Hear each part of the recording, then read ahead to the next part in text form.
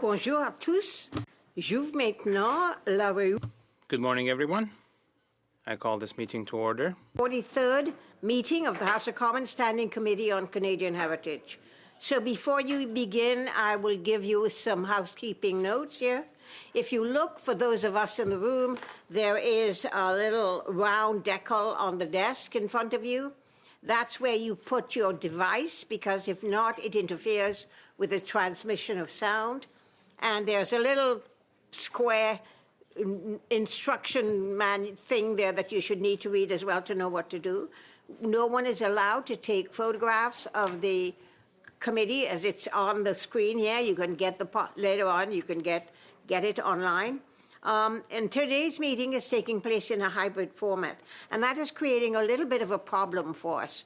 Two of our witnesses that are meant to testify this morning, just now, right in this meeting, are still having trouble getting on, and I'll tell you who those two are. So what we're going to do is we're going to start, and then hopefully as the sound people are helping them to get on, we're going to, I think they're the Fédération Nationale des Communications de la Culture, and then the Syndicat des Travailleuses et Travailleurs de Radio-Canada. And they are having trouble getting on, so we will start, and then I will suspend when it's ready for us to get them on, and they can come on, and then we'll have to kind of get them to present their 5 minutes then, and we can carry on. But if we wait and wait, we will never start the meeting on time. So let's move on, and we're going to go.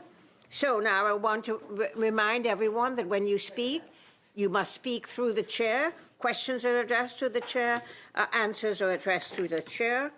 And again, all the connection tests, with the exception of those two, have been done. So I think we will begin with the first witness right now, who is the Fédération Canadienne des Contribuables. So that's Chris Sims and Ryan Thorpe. One of you, or both of you, could share it. You have 5 minutes to present. I'll give you a 30-second shout, literally shout out, so that you can wrap up. If you didn't get to finish what you have to say, you can actually fill it in during the Q&A period and get your points in then. So who is going to speak for you? You will, Ms. Sims. Okay, Ms. Sims, please begin for 5 minutes. Thank you. Thank you for the invitation to speak with you all today. My name is Chris Sims. I'm the Alberta Director for the Canadian Taxpayers Federation. I'm here with my colleague, Ryan Thorpe, the investigative journalist for the CTF. We are here to speak for thousands of hardworking taxpayers who want to defund the CBC. This needs to happen for 3 important reasons: the cost of the CBC, nearly nobody is watching the CBC, and journalists should not be paid by the government. First, the cost. The CBC is getting $1.4 billion from taxpayers this year. That money could instead pay the salaries of around 7,000 paramedics and 7,000 police officers. That money could instead pay for groceries for about 85,000 Canadian families for a year. Instead, taxpayers are paying $1.4 billion so the CBC can hand out huge bonuses, get microscopic ratings, and overpay its out-of-touch executives. CBC CEO Catherine Tait refused to tell this committee if she will take a severance when she leaves the state broadcaster. Tait considers that to be a personal matter, and quote, "It's not personal if it's taxpayers' money." Documents obtained by the Canadian Taxpayers Federation show Tait is paid between $460,000 and $551,000 this year, with a bonus of up to 28%. That is a bonus of $154,000. That bonus is more than the average Canadian family earns in a year. Around this time last year, the CBC asked for more money. After that, just before Christmas, the CBC announced layoffs in its newsrooms. I've worked in many newsrooms, and getting let go is not a bowl of cherries. But what about the bonuses at that same time? Documents obtained by the CTF show the CBC did hand out bonuses costing $18 million. As the CBC fan group Friends of Canadian Media put it, quote, "This decision is deeply out of touch and unbefitting of our national public broadcaster," end quote. Thank you to the members from the Conservatives, the Bloc, and the NDP who voted to hold the CBC to account for these bonuses. Let's take a look at viewership. According to its own latest quarterly report, CBC News Network's audience share is 1.7%, meaning more than 98% of Canadians are choosing to not watch CBC's news channel. We have some breaking news here in committee. Documents obtained by the CTF show the CBC's Supper Hour news audience is so small, it's difficult to measure. In Toronto, the CBC's 6 o'clock news has an audience of 0.7% of that city's population. CBC's entertainment barely rates better than its news. The Murdoch Mysteries, which is not produced by the CBC, pulls in its biggest audience, with about 1.9% of the population. Lastly, journalists should not be paid by the government. A free press means journalists free from government. A journalist who is paid by the government is in a direct conflict of interest. You cannot hold the powerful government to account when you're counting on the powerful government for your paycheck. The CBC is government-funded media. This government funding has warped the media landscape for decades, putting private media companies at a disadvantage, and so that affliction is catching. Other media companies are also on government payroll now. At the same time, trust in journalism has plummeted. About 61% of Canadians now think journalists are, quote, purposely trying to mislead people by saying things they know are false or gross exaggerations. Canadians need a press that is free from government so the people can hold their government to account. The CBC is a huge waste of money. Nearly nobody is watching it, and journalists should not be paid by the government. It is time to defund the CBC. Have you finished? Yes, I have. Thank you very much. Right on time. And I now go to les Amis des Médias Canadiens, Maria Boltman and Sarah Andrews. And we can begin. Which one of you will be speaking, or will you both be speaking? Hi, it's Marla Boltman here, and I will be speaking first, and Sarah will follow. All right, so you both still have 5 minutes between you. Thank you. Understood. So, Ms. Boltman. Madam Chair and committee members, thank you for inviting us to appear this morning. Again, my name is Marla Boltman. I am the Executive Director of Friends of Canadian Media, a nonprofit, nonpartisan citizens movement that stands up for Canadian voices in Canadian media. Joining me again is Sarah Andrews, our Director of Government and Media Relations, who will conclude our opening remarks en français. For almost 40 years, our organization has proudly defended the CBC and the essential role it plays in Canadian public life. Our supporters fall into the 75% of Canadians who either told pollsters that they like the job the CBC is already doing, or they want to keep the CBC but with improvements. But let me offer you some straight talk. Like many of you, our organization was here for the big cuts to CBC under the Mulroney government. In fact, it's how we got our start. We were here for the Chrétien cuts. We were here for the Harper cuts. And we are still here waiting for the Trudeau government to provide the money they promised during the last election. In real inflation-adjusted dollars, these cuts and unfulfilled commitments have amounted to a 36% reduction in the CBC's parliamentary appropriation. In the meantime, expectations and demands have gone up. Indigenous programming has taken on a bigger role, and the need to improve French language services has resulted in 44% of the parliamentary appropriation now going to Radio-Canada. But all of these important improvements have meant less for English services. Media technology has also changed. A much leaner CBC has had to follow its audiences onto the internet while still serving them on television and radio. The money to do that had to come from somewhere. It was cannibalized from CBC English television. Since 2013, we've seen a 40% reduction in real budget dollars for English TV.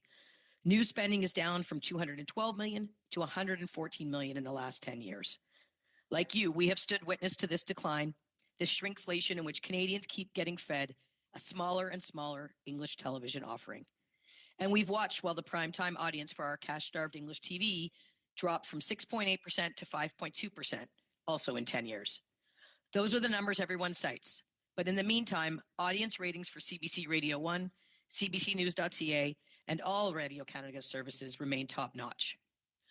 The way to move all Canadians into the category of fully satisfied with CBC is going to require two things: adequate long-term funding and vision. And we need these things now, because a strong national public broadcaster is especially vital at a time when our entire Canadian media sector and our national sovereignty are under great threat. And that's the message our supporters, your constituents, want us to bring to you. They don't want to talk about defunding the CBC or eliminating local news or silencing talented Canadian storytellers. What they do want to talk about is how the CBC can serve its audiences, their voices, their values. They're looking to us and they're looking to you to help find solutions that lift everyone. La semaine dernière, Catherine Tate a comparu devant ce comité pour la 5e fois cette année. Last week, Catherine Tate appeared before this committee for the 5th time this year, and the time has come to put an end to these invitations to talk about bonuses. Instead, we need to work together to create an even better public broadcaster for shareholders, the Canadian public. We suggest you start with this. First of all, CBC Radio-Canada should not be a partisan issue. The public broadcaster must serve the entire population, regardless of political allegiance. Secondly, the question of governance may seem a dry political issue, but it's a fundamental one. Board appointments should be much more independent, and it should be up to the board of directors to hire and fire the president, not the prime minister. In addition, like the BBC, our parliament should negotiate with CBC Radio-Canada's board of directors a long-term charter that includes commitments to performance, public accountability, and financing. Third, CBC Radio-Canada must emphasize the production of local and regional news. This will be achieved by putting more staff in the field, which will require more money. Hiring 25 journalists across the country with money from the Online News Act is a good start, and we need more. Fourth, we advise against the strategy of trying to salvage the furniture by eliminating the programming of entertainment for both English-speaking and French-speaking populations. CBC Radio-Canada is the best platform for broadcasting flagship programs that tell our stories. People do not want to lose this programming. On the contrary, they want more. The time has come to protect our national public broadcaster for our democracy, for our cultural independence, and for future generations. Thank you. Thank you very much. That was great. And now we're going to go to the third witness, who is Bridget Wellens from Voice of English Speaking Quebec. She is the executive director of this organization. So, Ms. Wellens, you have 5 minutes, please. Madam Chair, committee members, thank you so much for this invitation to allow me to talk about this very important subject. As was previously mentioned, my name is Bridget Wellens. I'm the executive director of a community organization named Voice of English Speaking Quebec, or VEC, that was established in 1982. We're a not-for-profit community organization dedicated to preserving and promoting the interests of a dynamic English-speaking community in the greater Quebec City region. An important point to note concerning our population is that every 5 years, 20 to 25% of our region's population is renewed by newcomers. Local media is not only a critical part of their integration process, it's at the heart of our community's vitality. Without it, communities experience a progressive erosion in their collective capacity to celebrate local stories, achievements, or to address issues and challenges that affect community members in their daily lives across the province of Quebec.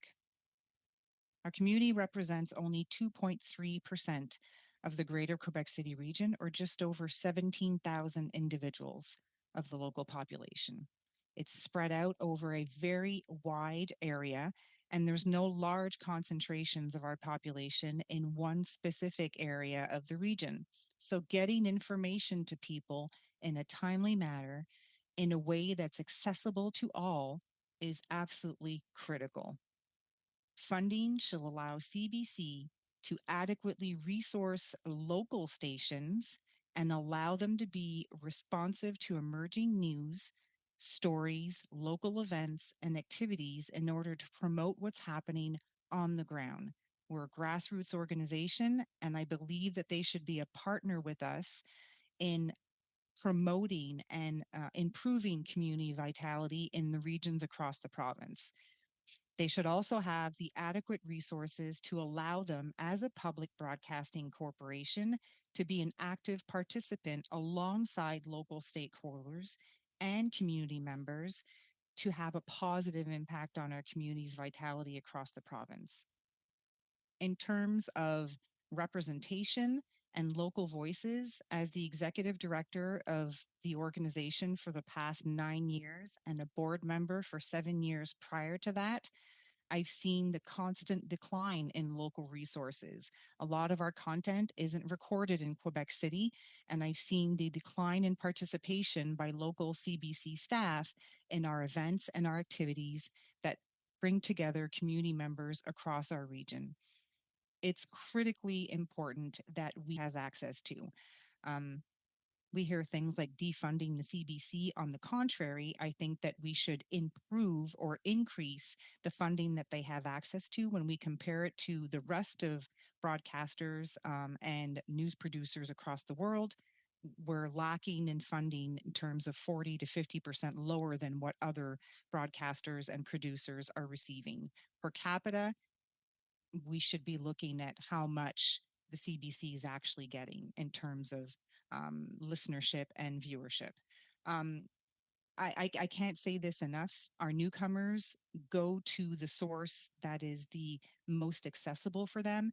And in Quebec City, that's CBC Radio 1. But it gets peppered in with little clips of other regions because they are the only source for local news and content in the entire province of Quebec. And I'm talking about 6 or 7 hours per week. So I would like to see an improvement and not a decline in these services and have them be more responsive on the ground in the local stories and news that are at the heart of everyone in our community. Thank you so much. Thank you very much, Ms. Wellens. And I'm going to suspend for a second to be able, hopefully more than that, but I'm going to suspend so we can see if we can get Madame Charette on. Okay, so this is the one person whose sound was a bit iffy, so we'll suspend.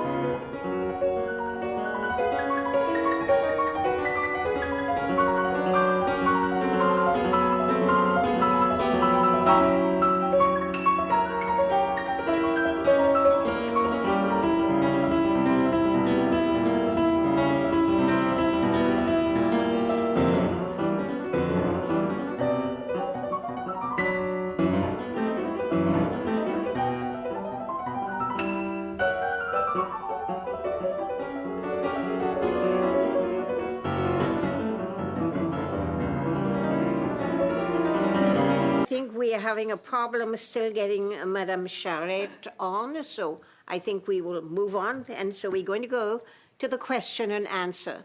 This first segment is a 6-minute segment, and that 6 minutes includes the question and the answer. So I begin with, for the Conservatives, Monsieur Couec, for 6 minutes, please.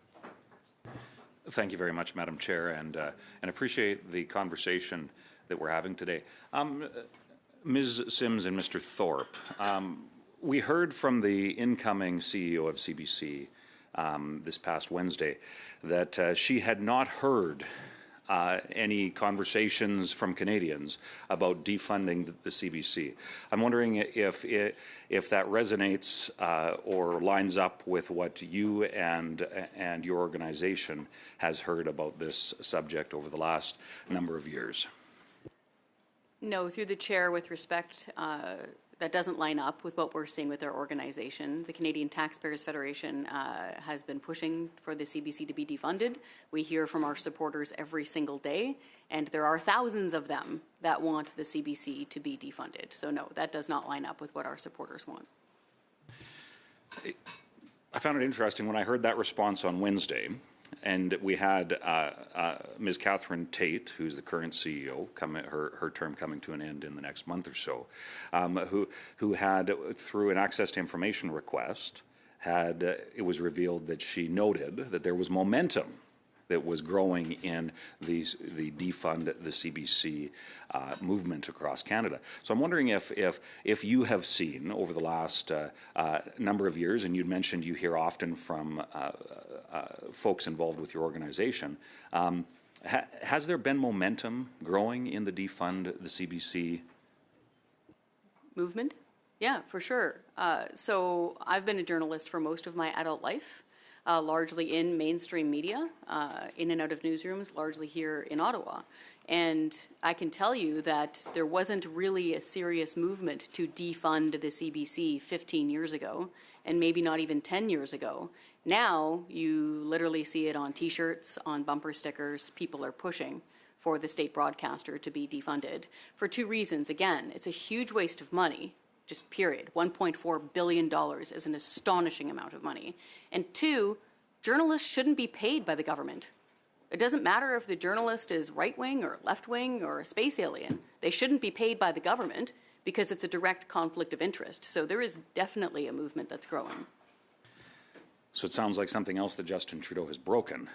But I am curious when it comes to the quite often, we hear from folks that would support the CBC, and in fact, even those who would acknowledge some of the challenges that exist, whether it be the bonuses that were paid out, or the expense, or not liking the programming, or acknowledging the bias that exists. But they say, well, we need it because that's how Canadians get their news.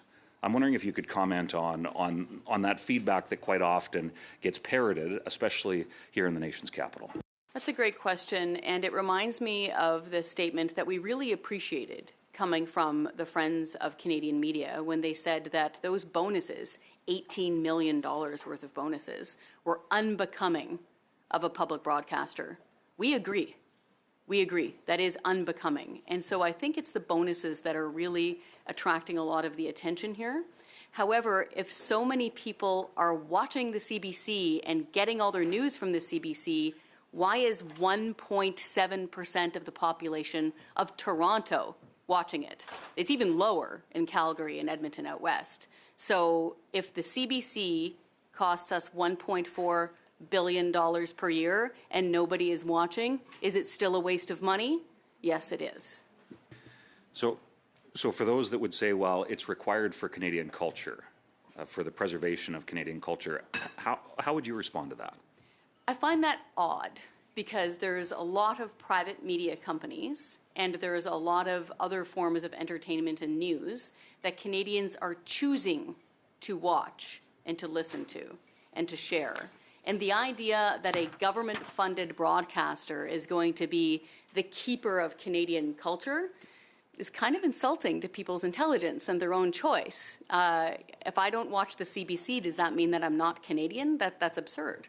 So no, Canadians are choosing to not watch the CBC. So ergo, We don't need it, 30 and we should seconds? defund it. Thank you very much. I think I still had a bit over a minute. 1 minute, 30 seconds, yeah, sorry. Okay.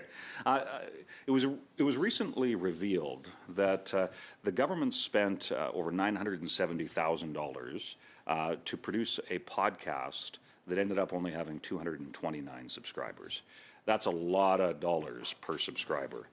I'm wondering if, and this was specifically Stats Canada that had paid this close to $1 million.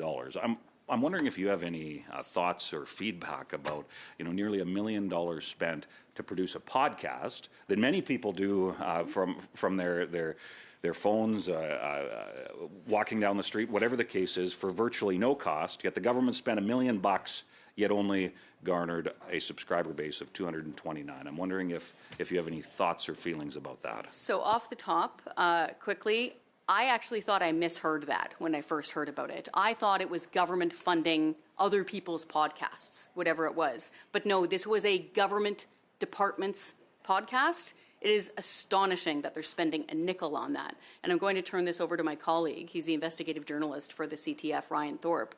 Ryan, you were doing some digging on that. It was astonishing to see. Yeah, so Oh, sorry. Thank you. Oh. And you only have 15 seconds, thanks. I'll just add quickly that we dug up these records. The costs are ridiculous. They're producing podcasts that no Canadian would ask or be willing to pay for. It's reflected in that subscriber count, and it is clearly a massive waste of our money. Much. And I now go to the next questioner from the Liberals, Mr. Cotto. Thank you very much, Chair, and thank you to our witnesses for being here today. I'll start off with Ms. Sims and Mr. Thorpe. Thank you for being here. I guess the first question I would ask, and I just wanted to acknowledge that I think many Canadians do agree with you that the bonuses were unacceptable, so I acknowledge that. We had a conversation in this room, and it was very clear that especially considering the economic situation our country is, the challenges that Canadians are facing, it's something that, and I said, did not sit well with Canadians. So I agree with that. I want to talk about the CBC as a concept, though. Back in 1936, when the Conservatives established the CBC, it was there to bring the country together, to connect the country. If you removed the dollar amount and you removed the bonuses, do you agree with the concept of CBC? It's still a conflict of interest. And I say this more not from a taxpayer's perspective, even though we wouldn't want to spend money on a media company. We don't want to spend money on companies anyway. No corporate welfare. We don't care what they're producing. But as a journalist, a longtime journalist, it is just a fundamental conflict of interest for a journalist to be paid by the government. It doesn't matter if it's a conservative government or an NDP government or a left-leaning or right-leaning journalist. It is just fundamentally a conflict of interest for the media to be funded by the government. No. I take that point. Now, CBC is more than just a television broadcaster. It's more than just a deliverer of news. It does a lot more than that.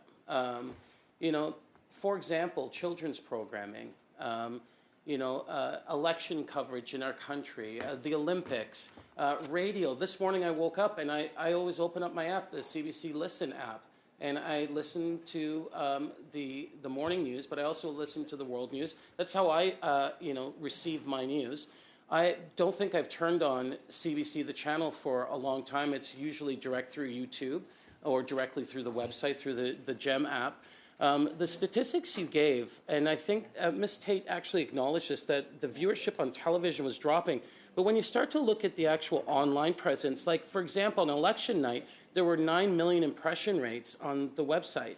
So we're seeing a huge jump in online listening through radio, through YouTube, through the GEM app. So I think it would be fair to say that there may not be growth on television, which is across all broadcasters. We've seen a decline.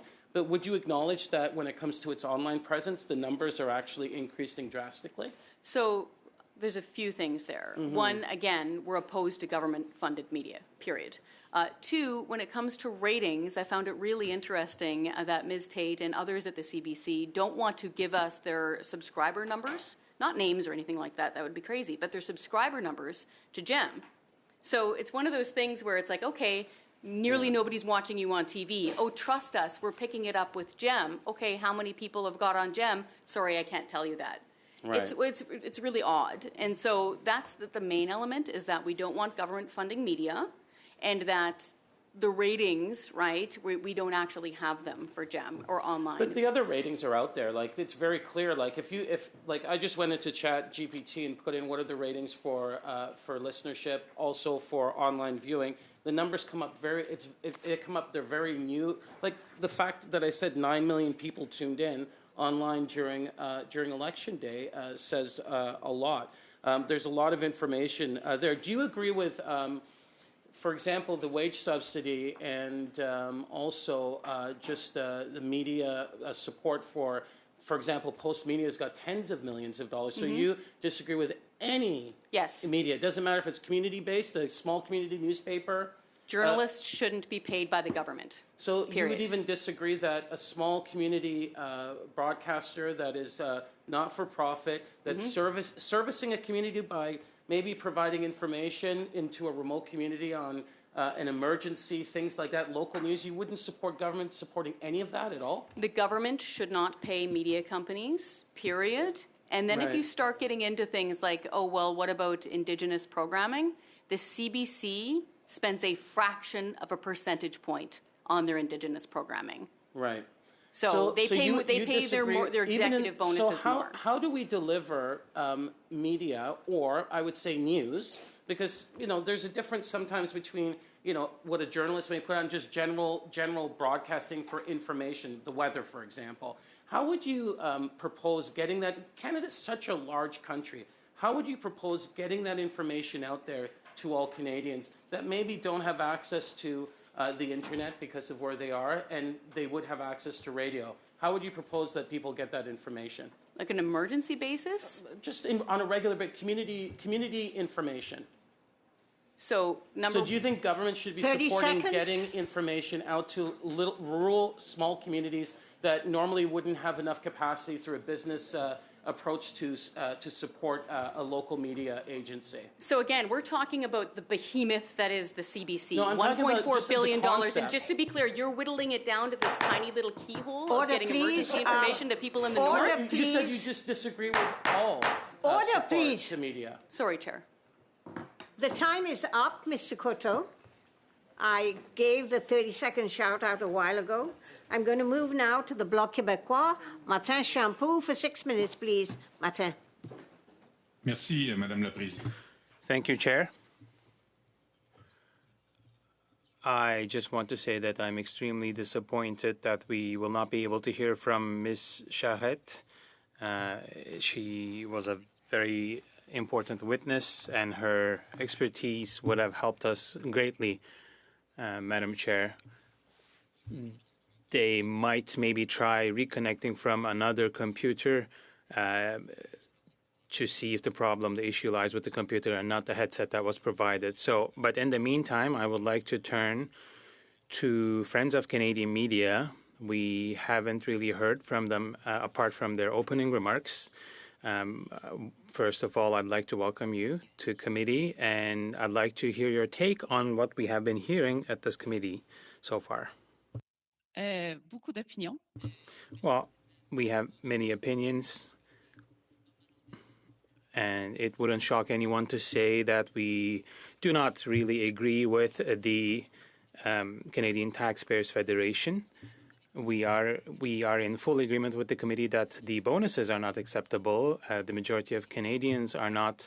They do not agree with the idea of bonuses, but it's by working together that we can improve CBC Radio-Canada. If you want to talk about stats, 78% of Canadians want to keep CBC Radio-Canada, and they want to see an improved version of CBC Radio-Canada. And 67% of people who identify as conservative voters, they also want to keep CBC Radio-Canada. So I cannot speak on behalf of Ms. Charette, but for the Francophone communities across the country, I think we want to keep Radio-Canada for news, but also for entertainment and other information programming. When we talk about government paying CBC Radio-Canada and the government paying journalists, we have to underline that it's in the mandate of CBC Radio-Canada on the Broadcasting Act that their editorial independence is guaranteed. They do not take directives from the government or from Parliament other than the scope of its mandate, and its license conditions are set by the CRTC. And when it comes to the payment of salaries, it's also done via CBC Radio-Canada. So we need to recognize this arm's length situation between elected officials and the corporation. While I wanted to give you this opportunity so that you can shed light on this populism and disinformation and that is around this idea of defunding CBC Radio-Canada, I did not want to do it myself. It would have been less elegant, so thank you. Having said that, I would want us to talk about the impacts, because what kinds of impact defunding would have, because we talk about culture, journalism, journalists in different regions, remote regions, which are in a very precarious, fragile situation, especially in the recent years, and the role of CBC Radio-Canada in terms of covering news in the different regions is very important, not just from their point of view, but it's also important for other outlets. So I'd like to hear your opinion on what the impacts would be if funding to the CBC, to the public broadcaster, was to be cut.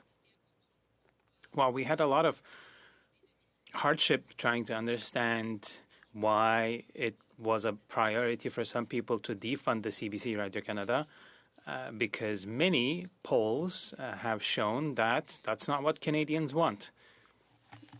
Our own survey that we did last year in December shows that it's a majority of Canadians who go to CBC Radio-Canada for news, and for Anglophone population, CBC is the news source that they have the most confidence. For Quebec, for the Francophone population, especially for Quebec, La Presse is the first source they go to, but Radio-Canada is a close second place finisher. For Francophone communities outside Quebec, Radio-Canada is probably one of the very few information sources they have on the ground. I've done interviews with Radio-Canada in Saskatchewan, Alberta, British Columbia, and I'm sure that MPs at this committee and others have also done many interviews.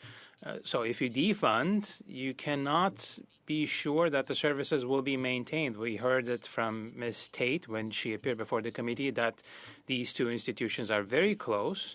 At the editorial level, they are separated, of course. Radio-Canada has their own way of doing things, but when it comes to resources on the ground, they are very close and they often collaborate. The other question that doesn't come up that often is, will the Anglophone majority accept to pay for the Francophone population only? If you ask everyone to pay for a service only for the Francophones, then I'm sure that they would also have their say. Yes, that's a crazy idea put forward by a Conservative MP. Sarah, permettez-moi, je voudrais juste poser une question. I just want to ask a question. You spoke about Anglophones in Quebec, and you referred to Ms. Wellens, rather. My question is for you. What are other reliable information sources for Anglophones in Quebec other than CBC, if CBC were to disappear? Well, locally, we have a local journal, which is called the Quebec Chronicle Telegraph, and we cannot really rely solely on this outlet because it's 6 to 8 pages only, depending on the week. And I think subscriptions-wise, they have fewer than 2,000 subscribers. So CBC has a very, very special place in the community. I'm sorry, I go now to the New Democrats. Ms. Ashton, 6 minutes, please. Thank you very much. And my question is for the Friends of Canadian Media. Over the last 15 years, over 500 newsrooms have shuttered across the country. That's thousands of jobs in every community across Canada gone. That stories not being told, especially ones that speak truth to power. These media deserts are unacceptable. In communities like mine, we haven't been able to depend on the CBC, whose studio has largely remained shuttered with intermittent coverage over the years. My question is, what responsibility does the CBC have to invest in local and regional journalism so that journalists are telling our stories based in our regions, not in Winnipeg, not Toronto, but in regions across northern and rural Canada? Hi, it's Marla here from Friends of Canadian Media. So we have a number of tools in our toolbox that we can look to support news media across Canada. You know, we have the Online News Act that will inject $100 million per year into the Canadian news media ecosystem. And we've already seen that CBC is taking that money and they're putting it out into the smaller communities. They announced that a few weeks ago. They're putting 25 journalists on boots on the ground in in the Western provinces. So we also have, we have to ensure that our goal is that the CBC is on the ground in local communities, because we know how important local news is. We've heard it from other people on this call, and we're going to say it again here.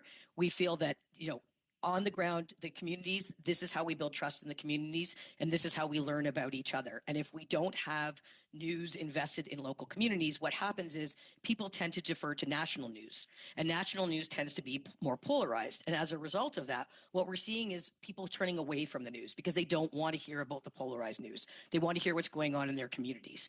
And what also happens, if you take that and you combine it with the disinformation and the misinformation that we're seeing online, we're seeing a growing mistrust in public institutions. So we think that CBC has a responsibility to be in local communities to sort of stop the tidal wave of misinformation and ensure that sort of Canadian communities have a place to meet. Because if we're not talking to each other, then we're not meeting, and then that impacts our ability to have a healthy democracy.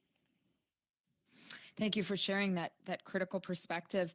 Une question en français pour Madame Andrews. Le chef du Parti conservateur. A question in French for Ms. Andrews. The leader of the official opposition refers often to defunding the CBC, but not Radio-Canada. So he's trying to create the illusion that they're trying to remove CBC without impacting Radio-Canada, but the importance of CBC and Radio-Canada are recognized for all communities. So what can we do to explain to the Conservative Party that CBC is also important?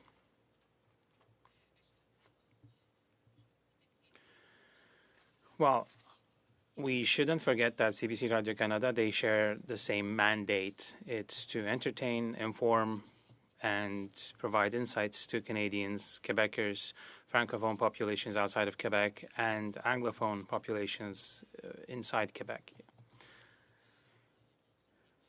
So we heard it from Ms. Wellens as well, that CBC is one of the very few sources of information for Anglophones living in Quebec. As I also said previously, Ms. Tate, when she appeared before the committee, I think last week, she said that even though CBC and Radio-Canada, they do their own work separately as per their mandate and programming, they share the same resources. So if you defund CBC, that you're not going to touch the resources available to Radio-Canada, this idea is completely it's something that's not possible, and we referred to this in our remarks as well. Radio-Canada receives 44% of the funding of the budget that's available to the corporation, so 44% is extremely important. And rather than defunding, we think that the Parliament should invest more in a CBC Radio-Canada, that it will be improved, especially investing in local news. I know that it's a very important question for the MP who asked the question, so they should have a better and bigger regional presence, and their services should be improved across the country. Thank you very much. A lot of discussion about what the mandate of the CBC Radio-Canada should be. We in the NDP have been clear that a strong CBC Radio-Canada benefits all Canadians. A strong and thriving CBC Radio-Canada ensures that Francophones and Indigenous communities can hear the media in their own language. But a strong and thriving CBC Radio-Canada does not prioritize high-level executive bonuses over workers. A strong and thriving CBC Radio-Canada does not rely on journalists in Toronto or Winnipeg to tell the stories of people here in Northern Manitoba. Manitoba and elsewhere in northern and rural Canada. What do we need to do to ensure a strong and thriving CBC? Again, to the Friends of Canadian Media. So we need to start with what we mentioned in our opening remarks. We need to take the partisanship out of this. CBC is meant to serve all Canadians, regardless of who they vote for or what part of the country they live.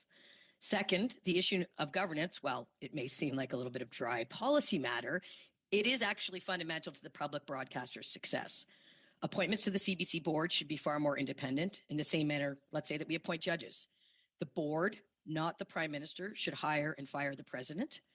And like the BBC, perhaps every 7 to 10 years, our Parliament should undertake a charter review process that includes performance commitments, public accountability, and secure funding. But more than anything, I think we would argue that what the CBC needs is long-term sustainable funding. We are talking about an organization that we are asking them to now have a vision, set objectives, and execute on those objectives when they don't know what their budget is from year to year. Friends of Canadian Media has 10 employees. We have approximately a $2.6 million budget. And as the executive... Thank you. Can you wrap up quickly? Thanks to you. Sure. We're over If time. I can't do that without knowing what my budget's going to be a little bit more than 1 year, I don't know how the CBC can do it. Thank you very much. Thank you. I now go to and the round is a 5-minute round. And so we begin for the Conservatives with Mr. Good for 5 minutes, please.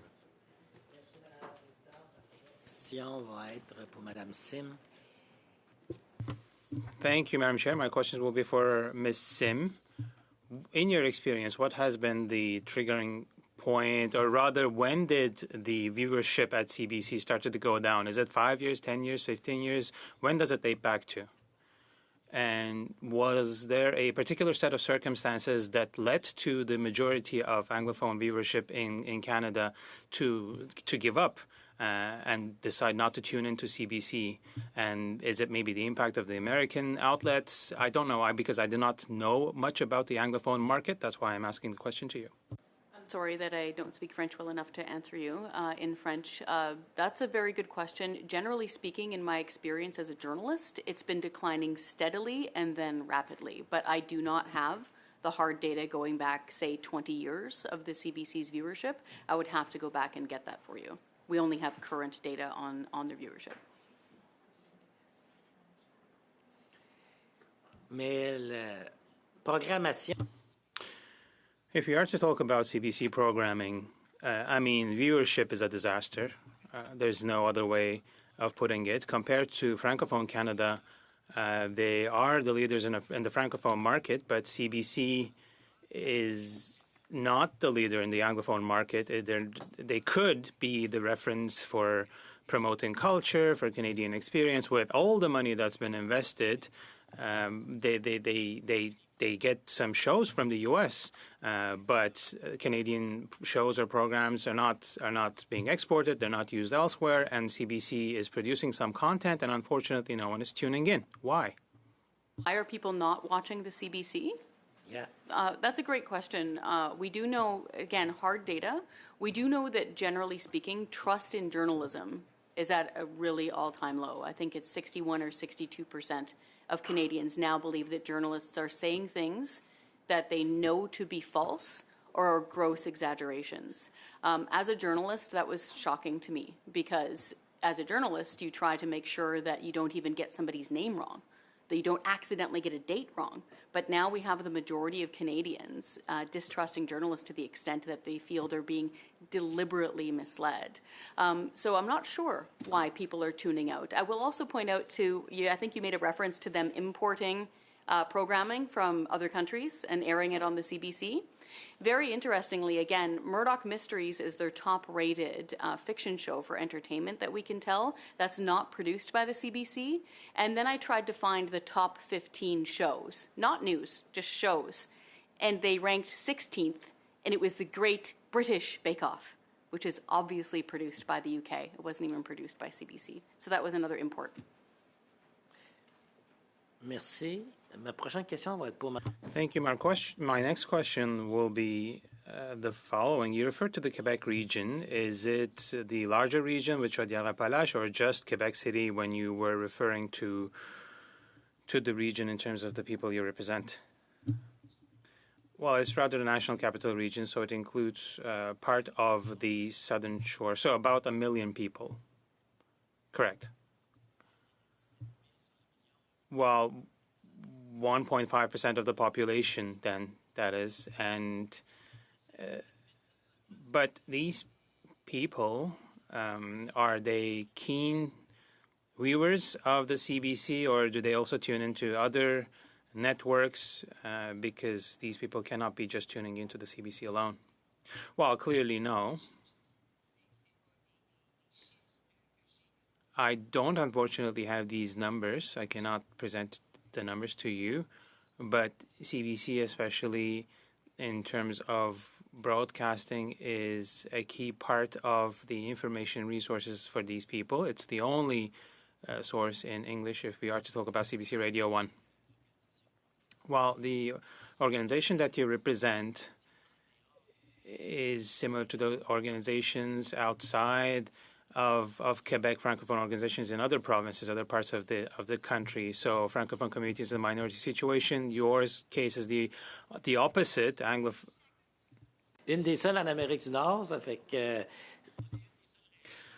So we're one of the few regions, Quebec, Chaudière-Appalaches, and the rest of Quebec, Saint-Lac-Saint-Jean, to have a major Francophone immersion, as it were. So it's a unique aspect of the region in North America, and it's a source of pride for us to be represented in this way here in Ottawa. But that minority is nonetheless important.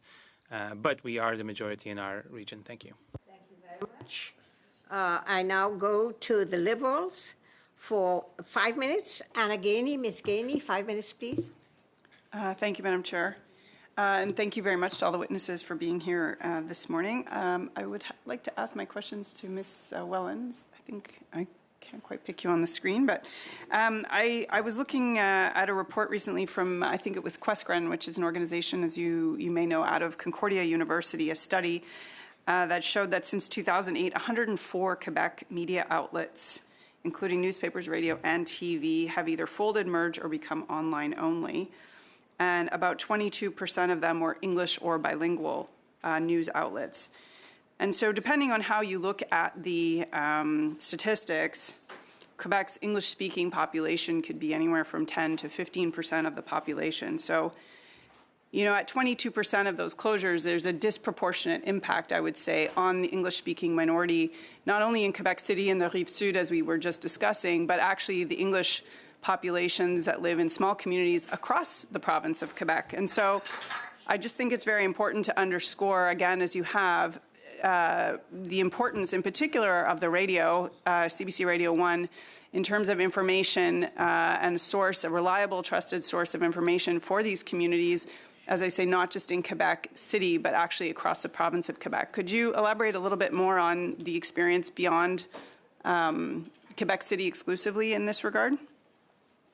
Yes, absolutely, Ms. Gainey. Thank you for that question. So in regions like the Lower North Shore, or even the North Shore, internet access is spotty at best or non-existent. We're talking about places where in the summertime, you cannot get from one place to another by road. There is no road that connects these people together. So we're talking about communities that are completely disconnected from everything, including access to internet or reliable access to internet. And CBC is the only source. Now, I'm surprised and shocked by that data. I'm saddened. I saw it disappear in our community. We no longer get the Gazette or any other English print media that used to come into the region. Really, like I mentioned earlier, the Quebec Chronicle Telegraph is the only print media that we have access to in Quebec City. And in regions across the province, I think there's the Spec on the Gaspésie coast, and there's a local newspaper in the Estrie region. But otherwise, in terms of English media, we're talking about CBC Radio 1.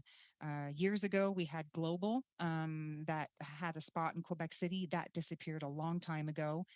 It's critical that we have source sources that are close to the ground. When I mean boots on the ground, I'm talking about local communities, and there's an English language minority in every administrative region across this fine province. And these people need that local news to be able to carry out their civic duty, to be informed on important challenges, issues that are taking place close to their home, to be able to have an opinion and exercise their democratic rights.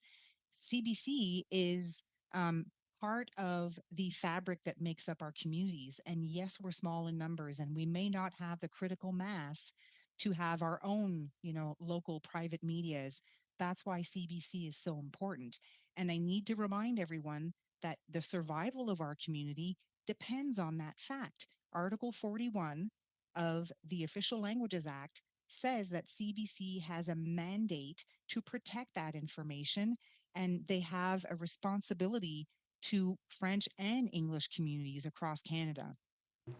I agree, and I think that's an important point. Thank you for raising it with the Official Languages Act across the country. And as Madame Tate and actually Madame Bouchard last week underlined, there is a notion among some that we can defund the CBC and protect Radio-Canada or protect the Francophone offering. And I think they both very clearly stated that these two organizations are very closely linked. They share offices, they share resources, and you simply cannot defund or harm the CBC without also undermining Radio-Canada, which is another important piece. And so therefore, we would actually be doing further damage to a very fragile system that exists through Radio-Canada and CBC in Quebec and the English community there as well. And it's not lost on me, certainly, how important CBC is to the minority language group in Quebec. Some say that if we were to get rid of the CBC or Radio-Canada, you would see other news sources thrive and flourish. Since this report of since 2008, 104 Quebec media outlets have folded or merged. Have you seen new news sources thriving or flourishing? Like, have we seen other things try to take that space and fulfill that role in our democracy and in our communities in Quebec? None whatsoever. None whatsoever, because the cost of doing so is impossible to be able to. You'd be hard pressed to find someone who would be successful in carrying out what the CBC has managed to do for decades for Canadians across the country. But I don't think it would be possible for someone else to just come out of the woodwork and create a local news media like that. That round is up, Anna, and I now go to Mr. Champeau for 2.5 minutes, Martin. Merci, Madame la Présidente. C'est rapide, 2 minutes. Thank you, Chair. It's not a lot of time, but I'd like to go back to a comment on CBC. You were saying, Ms. Sims, that you were against funding the corporation. But when I go on the website of the Canadian Taxpayers Federation, I don't see any outcries coming from you about the subsidies given to oil and gas companies in Alberta. Because you're against corporate welfare, you must be scandalized by the billions provided at the federal level to oil and gas companies who make billions of dollars. I'd like to hear you on that. Welfare, period. It doesn't matter what company it is, we're opposed to it. And in fact, if you do go to our website, taxpayer.com, you will see several articles where we are taking that to task, no matter what company it is. Ce que je vois, c'est beaucoup de dénonces. I see a lot of references to the carbon tax, but I don't see a lot of remarks against the subsidies provided by the government to pipelines and oil and gas. But because that's not the subject of study of today, you said, well, you referred to journalists misleading Canadians. So you work with media outlets such as True North, Rebel News, and the like. So would you say that these outlets are independent? Are they rigorous media companies? Would their quality of journalism, does it compare to mainstream media such as CBC and others? What's your opinion on this type of outlets and journalism? I'm having a little bit of trouble hearing you, but I'll try my best to answer. So once again, we're here to point out the cost of the CBC, that nearly nobody is watching it, and that journalists shouldn't be paid by the media. I can repeat my question. I was asking for your opinion on media outlets with which you work regularly. It's online. It's for everyone to see, True North and Rebel News and others. So my question is, do you consider these outlets as reliable in terms of independent information and quality information compared to what's being put out by traditional outlets such as CBC, Global News, and CTV, for instance? A short answer, please. Sorry, ma'am, through the chair. I think that is a personal opinion. I have worked with outstanding journalists from all outlets, actually. So it doesn't matter if it's True North or Rebel or Western Standard or, in fact, the CBC or CTV or Global. So it's been both independent and alternative media, which is largely personally or directly funded, self-funded, or in some cases also speaking with the CBC in earnest about a lot of issues, and outlets like CTV and Global. So there's good journalists in all of those newsrooms, but they shouldn't be paid by the government. Thank you very much. I'm going to move on now to Ms. Ashton. 2.5 minutes, please, Nikki. Yes, so my first question is to the Friends of Canadian Media. The Conservative leader, we know, is ideologically driven to destroy CBC Radio-Canada. He's even willing to go on far-right podcasts that host hate groups like the Proud Boys to discuss it. In conservative minds, hanging out with the same people that promoted a group that stormed the U.S. Capitol and that we as a country have designated as a terrorist group isn't a problem. But sending less than a dime a day to ensure that Canadians across the country can have access to quality journalism is. What sort of planning should be in place to ensure the viability of CBC Radio-Canada so it can survive conservative cuts better than it has survived liberal cuts? As I mentioned before, we think the key is long-term sustainable funding. It's impossible to run an organization as large as the CBC on a 12-month schedule. It's a constantly moving target. I think the idea that the CBC's entire budget is simply a line item in the federal budget's government is incredibly, quite frankly, it seems ridiculous. And if we can do anything to change that, we should, for all the reasons I stated before, meaning how do you execute on a vision? How do you meet objectives when you're working on a 12-month schedule? Also, as we said in our opening remarks, and I'll repeat myself again, governance is fundamental. Appointments to the board should be far more independent, and that we think that in doing that and having independence in the board, having independence with the appointment of the CEO, that will help with the issue the public has with transparency and accountability, and that will make us stronger. And also, it's very important, if you look at the BBC, they have a charter process where they review their mandate every 7 to 10 years. That includes performance commitments, like I said, public accountability, and secure funding. Just like you take your car in for service every, 6 months or 3,000 kilometers, whatever it is, we have to have regular check-ins in our national public broadcaster, and that will ensure its viability in the long term. So, and also, as we've stated before, we need to get back into CBC needs to get back into the business of local and regional news in a big way, with more boots on the ground in smaller communities, and that will have a big impact on whether the CBC survives and thrives.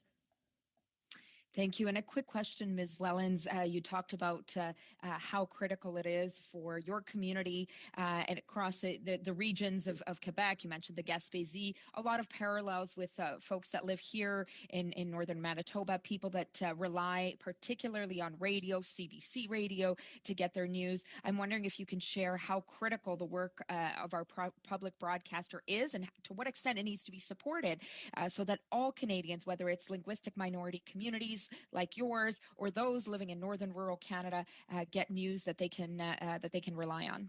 A short answer, please. Yes. So, as the only local source of English information, reliable information to not only longstanding community members, but to newcomers to our region, which I repeat, every 5 years, 25% of our population is renewed by newcomers. It's absolutely critical that CBC remains a vital part of our community's vitality in ensuring that they fill that role that has been given to them in being able to share news stories, local issues, challenges, celebrations. I mean, my community organization, as all the other community organizations that do the same work as I do in other regions across the province, rely on CBC to share the work that they're doing across the community because we don't have the capacity to do so all by ourselves. Thank you very much. We've gone 1 minute over this time.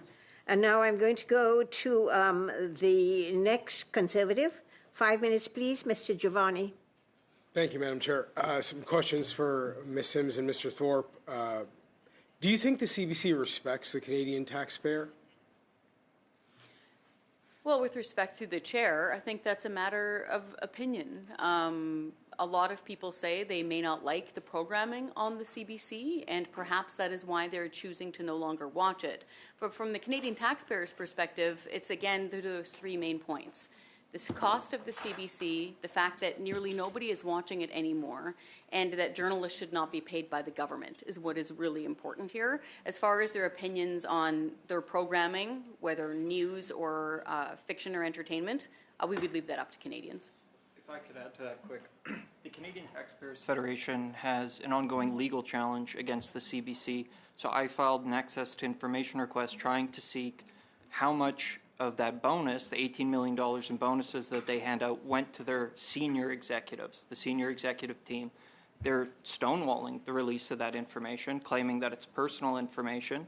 Well, when it's taxpayers' money, taxpayers have every right to know how much the CBC is allocating to its senior executive bonuses. So we did launch that legal challenge, but I certainly don't think that shows much respect for Canadian taxpayers. The fact that we pay the bills, but they say we don't get to know how much they're spending on senior executive bonuses.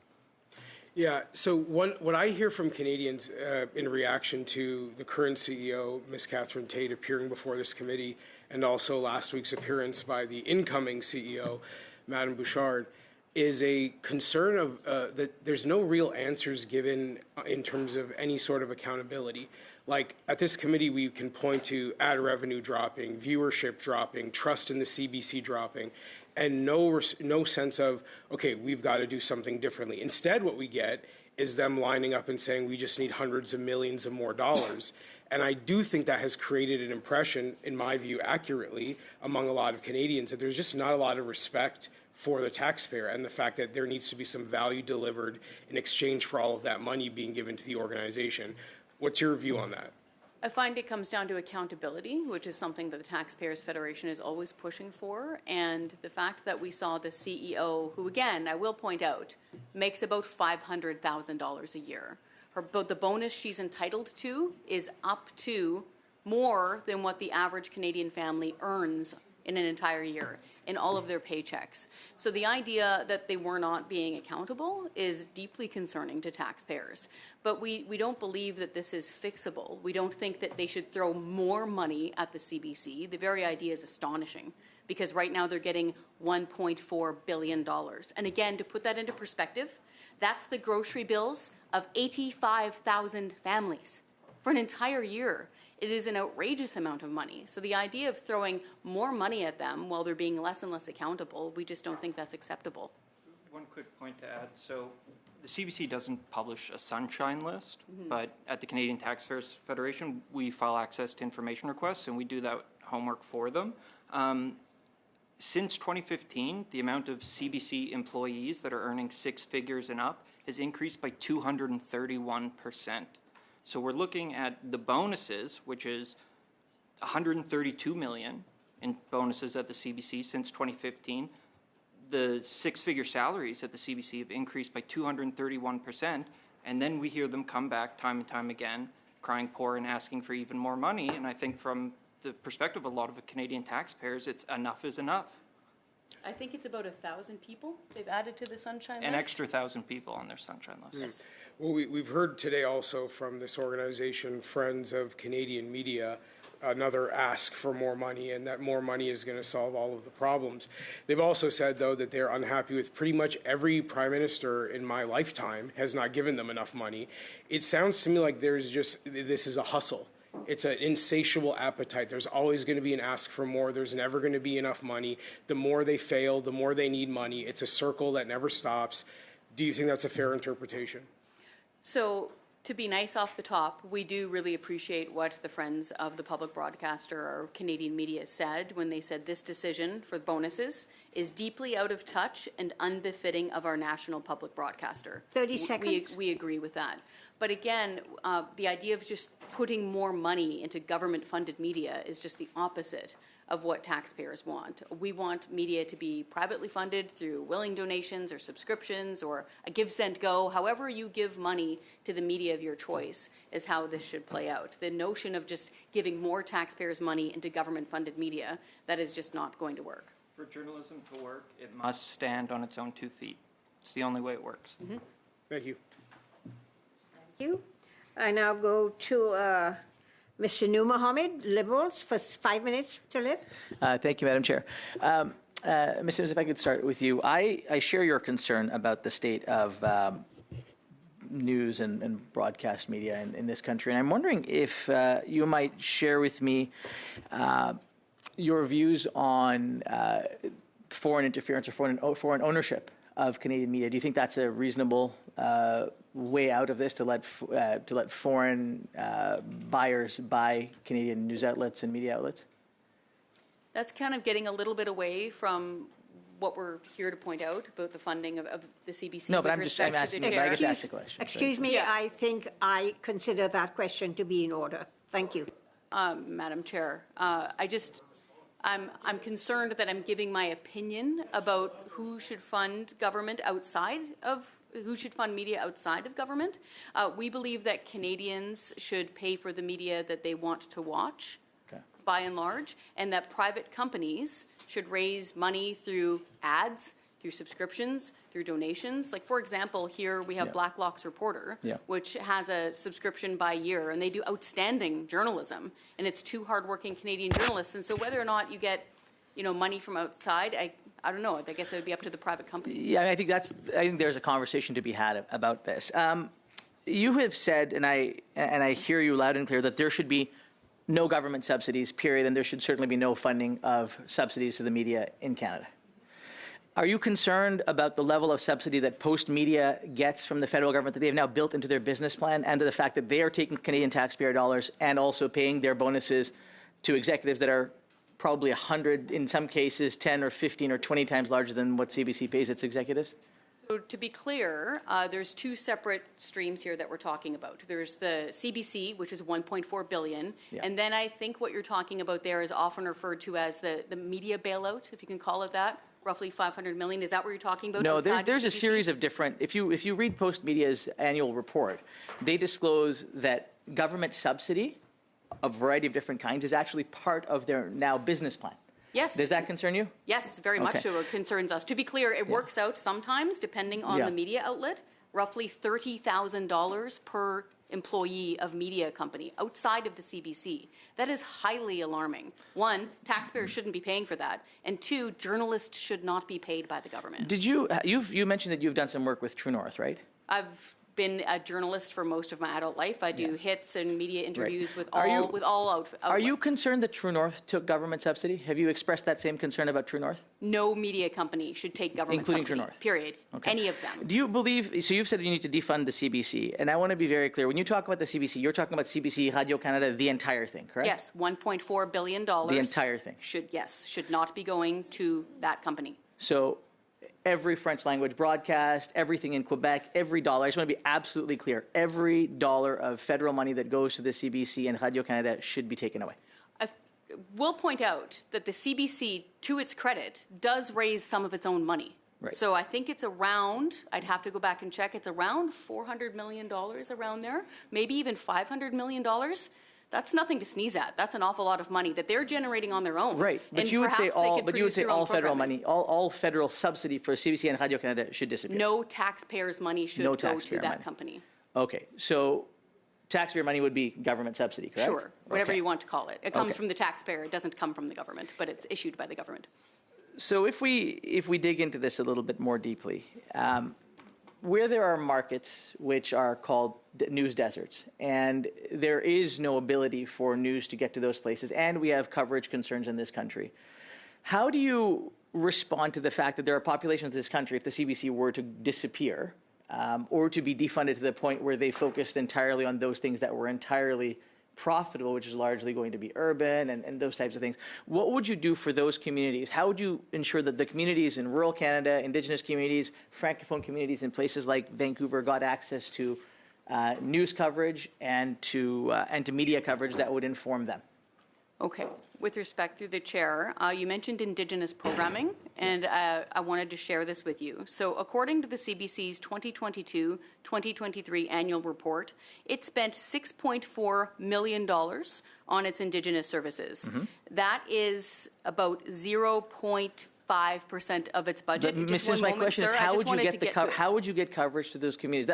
This isn't my question isn't just about whether or not the CBC did this. My question is, if the CBC money were all to disappear, where would you go and how would you get news into these communities, particularly Francophone communities in language minority places like British Columbia, Indigenous communities that are doing this programming? It's not a question of the dollars for me. The dollars are important, but my question to you is, how would you actually deliver that programming? That's what I'm concerned about.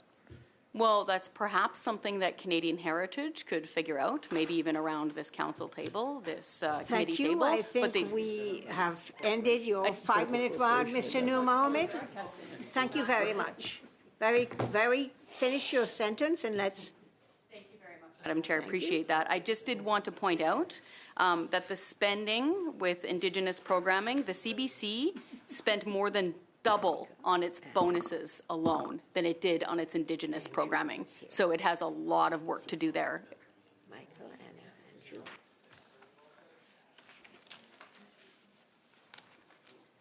That's not what he has. Thank you very much. I think we have to end this session and start with new witnesses for the second 90-minute session. So I want to thank the witnesses for appearing. Thank you very much for your patience, and we will now suspend the meeting to return to the next 90 minutes. Thank you.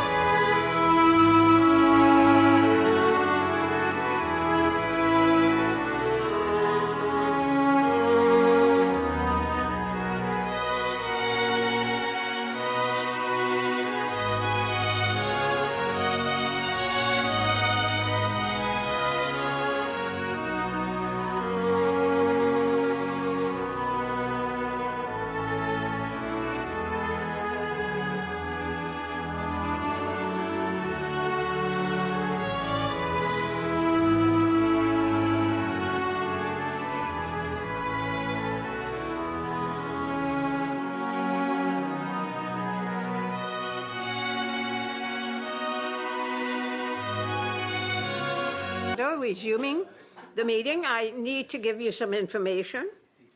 One of the people on the list for this session, Pierre Tousignan, is unable to be on. And we have Madame Charette, who wanted to come on, but we're still waiting to find out where she is. So I'm going to begin the meeting. I think we should get on with it and not keep waiting for people to be able to come on. So we begin, and this meeting, just for those of you who are here, in the meeting you have 5 minutes to present, and I'll give you a 30-second shout out so that you can wrap up. You can elaborate if you missed anything in your question and answer session. And so we'll begin. So beginning, welcome Ms. Colt, Director, Culture and Community Initiatives, Flin Flon. Begin, Ms. Colt. Thank you very For much. 5 minutes, please. Thank you very much, Madam Chair, Vice Chairs, and committee members. I would like to sincerely thank the committee for inviting me here today as a witness for this Standing Committee on Canadian Heritage to discuss the consequences of defunding the CBC and Radio-Canada. I deeply appreciate the foresight of the committee to include a Northern voice.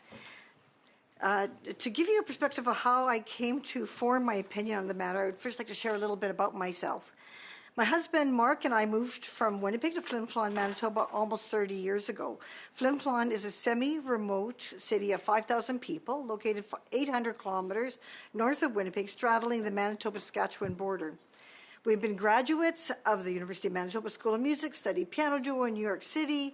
Mark was accompanist for the Royal Winnipeg Ballet and Winnipeg Contemporary Dancers. We worried about potential budget cuts to those organizations, and Mark decided to change careers. He was accepted to the Faculty of Law, which eventually led us north to a small city of Flin Flon, thinking we were leaving our love of the arts forever. But nothing could have been further from the truth. The North was and is teeming with opportunity and ambition, especially culturally and artistically. Since our arrival in Northern Manitoba in 1995, we have founded the Flin Flon Community Choir, which has performed in the Lincoln Centre and Carnegie Hall 4 times, most recently participating in the world premiere of Ola Gillo's newest work, Twilight Mass. We have produced Broadway musicals for Northern audiences like Les Miserables and Mamma Mia. We have introduced Northern choristers and audiences to most classical masterworks, performing with the Saskatoon and Winnipeg Symphonies. I was on the Provincial Task Force of Culture Days and on the board of the Manitoba Arts Council. Presently, I'm on the boards of the Manitoba Chamber Orchestra, the Manitoba Association of Playwrights, and the Manitoba Choral Association. I am now the Director of Culture and Community Initiatives for Flin Flon. For 15 years, I was the cultural coordinator of the Flin Flon Arts Council. I'm currently on the executive of the organization, which founded the Uptown Emporium in 2020. This space is both a physical and e-commerce marketplace for Northern artists and artisans. We've developed an export plan for Northern Manitoban goods. For 15 years, we've been working towards the development of the North Central Canada Centre of Art and Environment.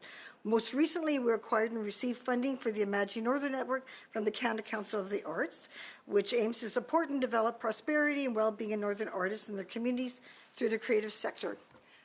I wonder if you have heard of any of my projects. The only way that I can share this information nationally is through the CBC. Social media is too unidirectional. If you are not on my friend of Facebook, Instagram, or LinkedIn, you may not hear or know anything about what I am doing. We have not had a permanent journalist in Northern Manitoba for several years. My relationship with the CBC is a two-way street. I need to have the opportunity to share my stories with the rest of the country. Northern and rural communities are relying on the CBC to provide consistently professional facts on local, provincial, national, and international affairs. I believe that all of our governmental parties understand that the country is a mosaic of voices and that Northern and rural voices need to be heard. How can this be possible providing less resources and support to the corporation? How can one journalist, if we are lucky to have a journalist, service all of Northern Manitoba? Defunding the CBC, in my opinion, is a mistake. My fear is that the weakening of the CBC would be a death by 1,000 cuts. Now more than ever, we need to support this corporation. Additionally, who would replace this national voice? The void would be filled for sure, but I fear with the myriad of Joe Rogans, Rachel Maddows, and Sean Hannity's, instead our own Canadian voices. Losing CBC entirely would be devastating. We need a unified national perspective. My eldest son is a dad of 3 young kids, expressed how important and deeply comforting it was to have our Deputy Prime Minister announce that our government was coming up with strategies to deal with a possible Trump administration prior to the U.S. election.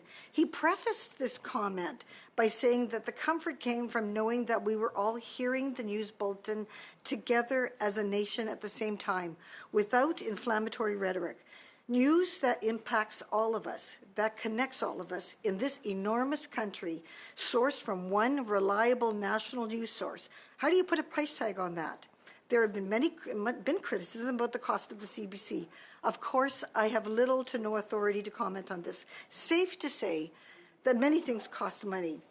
There's much criticism about the financial management of our universities, but we need universities. There's criticism about our healthcare system, but we need a healthcare system.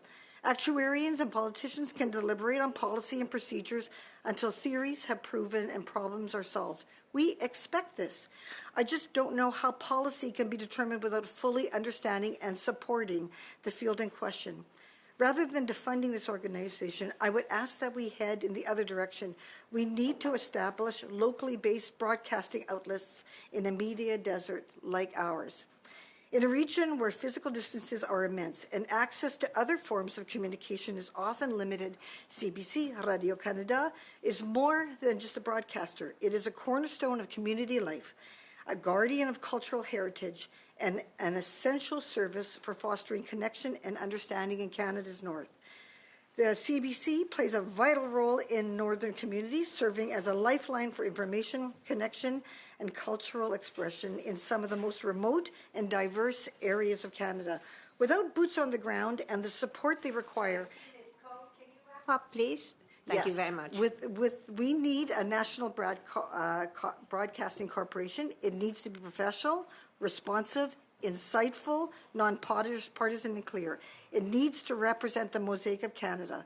Professional journalists need to be sprinkled throughout our country from north to south and east to west. You never know where Peter Mansbridge and Thompson Highway is waiting for opportunity. Thank you very much. Thank you very much, Ms. Colt. And then I will go to Ms. Caroline Pilon from the Alliance des Producteurs Francophones du Canada, please, for 5 minutes.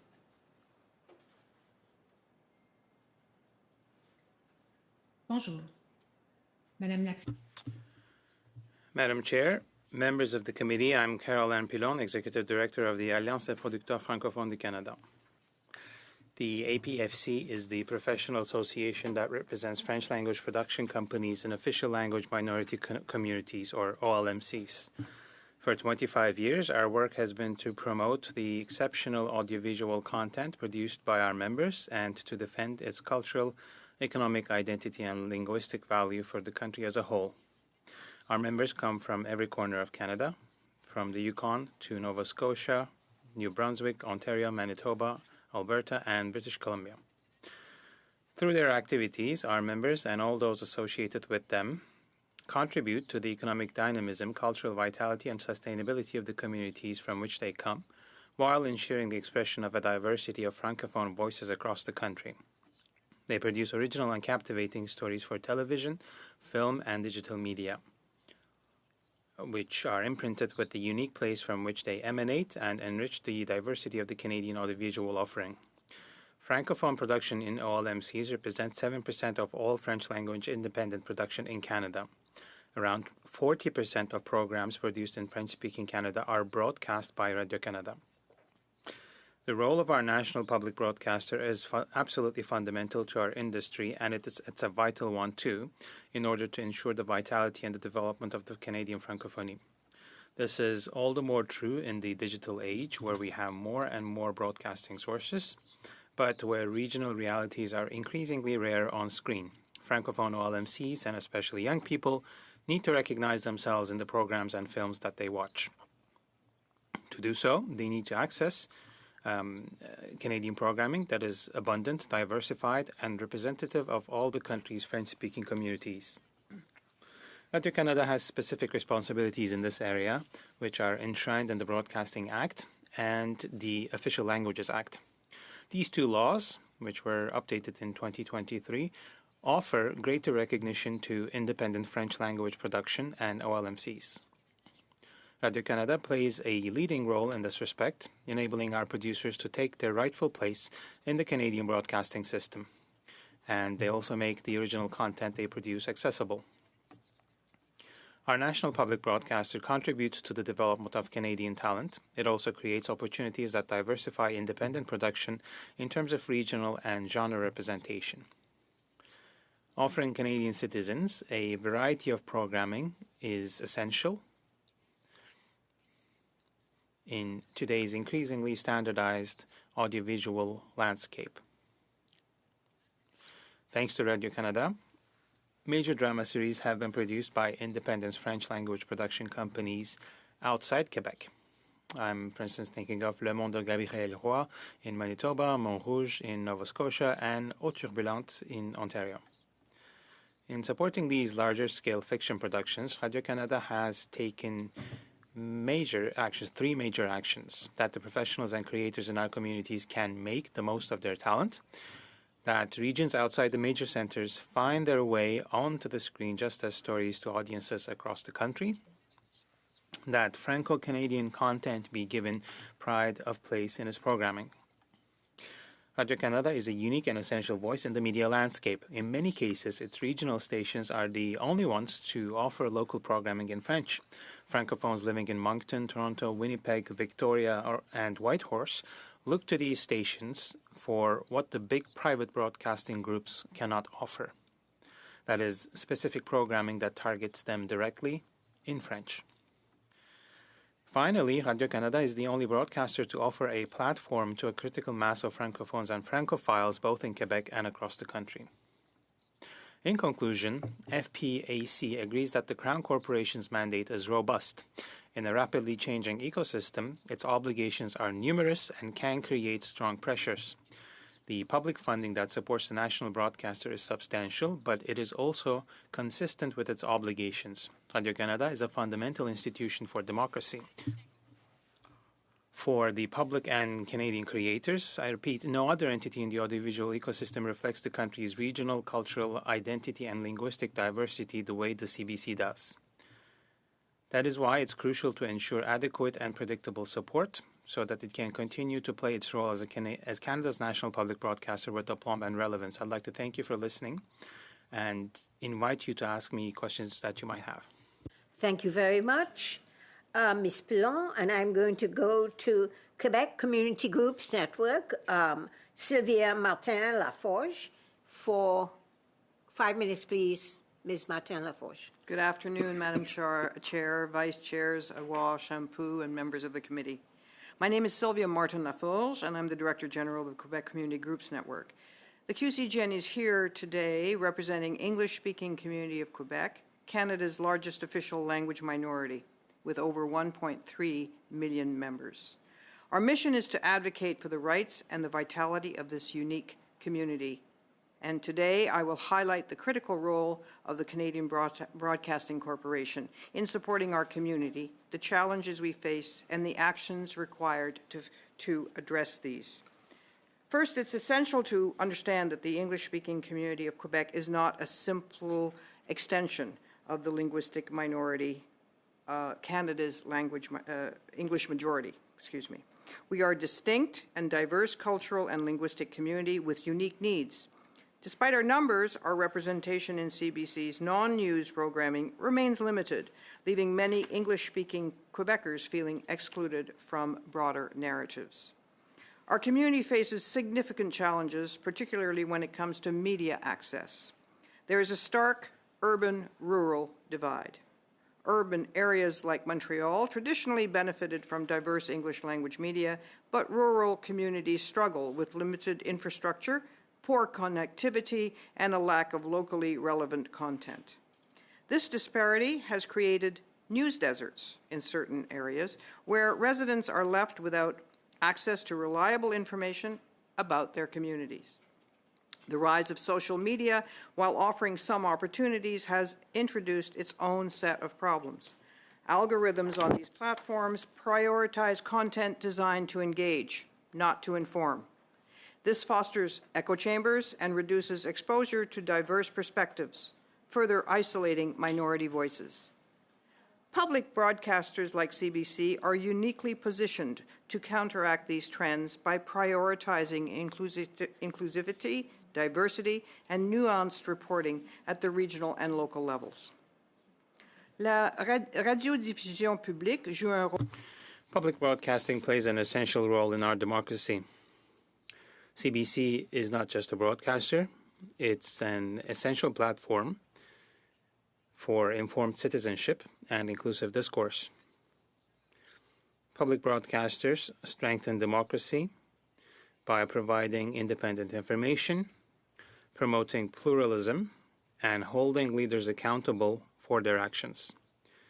To paraphrase French political scientist Loïc Blondiot, democracy is not the vote, it's the debate that precedes it. CBC has always served as a forum in Canada, a public space for informed debate and shared values. However, the challenges arise when CBC operates like a commercial broadcaster, focusing on ratings rather than its public mandate. Centralized programming decisions made in Toronto have often overlooked the needs and aspirations of English-speaking Quebecers. This disconnect undermines CBC's potential to be a bridge between communities. At this critical juncture, we must take decisive action to strengthen CBC's role as a public broadcaster. This includes refocus the CBC, ensure CBC is prioritizing resources to serve minority communities effectively, prioritizing local and regional content, see to it that CBC is producing and amplifying stories that reflect the diversity of English-speaking Quebec. Fostering collaboration, build stronger partnerships between CBC and community organizations, such as Y4Y, our youth group, and the Quebec Anglophone Heritage Network, and, of course, the QCGN. Investing in rural and remote community infrastructure, bridge the urban-rural divide by improving connectivity and access to localized talent and content. 30 seconds. In conclusion, CBC is more than just a broadcaster. It is a cornerstone of our cultural democratic fabric for English-speaking communities of Quebec. CBC is a lifeline, connecting isolated communities, amplifying minority voices, and fostering informed citizenship. Let us ensure that CBC continues to serve as an agora for all Canadians, a place where all voices are heard. Stories are shared and debates shape our future. Thank you. Thank you very much, Ms. Martin Laforge. I'm going to have to suspend, guys, because we have Madame Charest ready to come on. We're going to try one more time with her. If she cannot connect with us, we're going to just move on with the question and answer period. So suspend, please.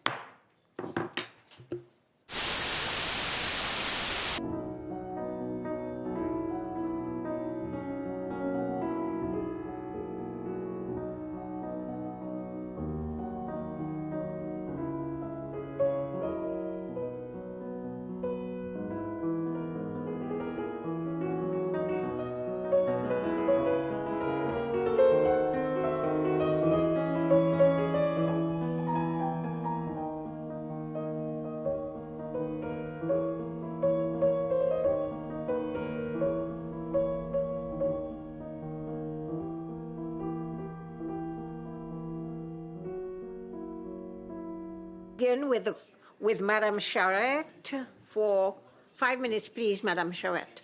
I'll give you a 30-second shout out.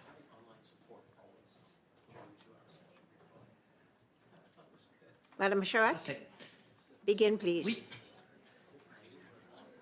Oui, absolument. Bonjour. Merci. Hello, ladies and gentlemen. Thank you for inviting us to come and present our point of view on these questions of interest. I'm Annick Charest. I am the chair of Fédération Nationale de Communication et de la Culture. From the outset, it was difficult for me to pinpoint exactly what was at stake when talking about hundreds of job cuts at CBC Radio-Canada. The numbers that we have are 141 people who lost their jobs and 205 vacancies that were eliminated, so a total of 346 across CBC Radio Canada's entire coast-to-coast workforce. Under current conditions, cuts of this kind have more impact on the workload of our teams than on the services to clients. However, we must not underestimate the effects and that the policy of doing more with less is having.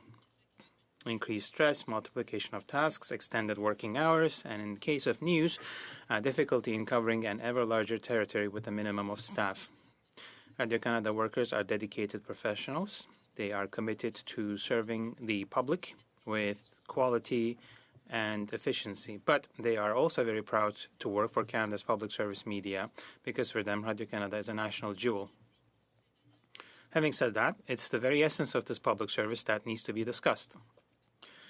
Radio Canada belongs to Canadians. It's a social contract that's been in place for almost 100 years. Radio Canada's mission is to represent the essence and values of Canada to its people, to guarantee access to quality information throughout the territory, to reach the most isolated Canadian homes, and create a window on this exceptional country which spans 6 time zones and 9,984,670 square kilometers. No other broadcaster can fulfill this mandate. No social network has this mission to dedicate itself to the Canadian people and reflect them to itself. More than ever, the public service media has a role to play in maintaining the coherence of the society in which we live, to be the mirror and mouthpiece of diversity, of what distinguishes us and what should unite us in the face of market globalization and the hyper-dominance of the mass media, especially with regard to American media types. So are we ready as a society to abandon the representation of our reality and our cultural identity in Quebec as in Canada to the whims of private sector economic interests or those of multinationals like Netflix and Disney? That's the question we have to answer with regard to the value of CBC Radio Canada. Are we prepared to erase the specificity of Canadian and Quebec culture in the digital space? Local news outlets across the country are struggling to hold on. Despite a 70% drop in advertising revenues, newspaper closures number in the dozens, and radio and TV stations are similarly cutting staff and coverage, suffering a sharp decline in their traditional revenues. Against this backdrop, handing over complete responsibility for Canada's national news coverage to private newsrooms is not only unrealistic, it's also irresponsible because news deserts are spreading across the country, and Radio Canada and CBC are the only ones in a position to halt their advance. Well-informed citizens are the foundation of a solid democracy. Having said that, is everything perfect under the roof of our public broadcaster? Obviously not, nor is it for any public company in the world. So, the corporation's vocation and mandate cannot be fulfilled without associating it with key principles such as independence and transparency, nor without stable multi-year funding that guarantees its ability to project itself into the future. The corporation's huge importance in the audiovisual content production ecosystem should not be underestimated.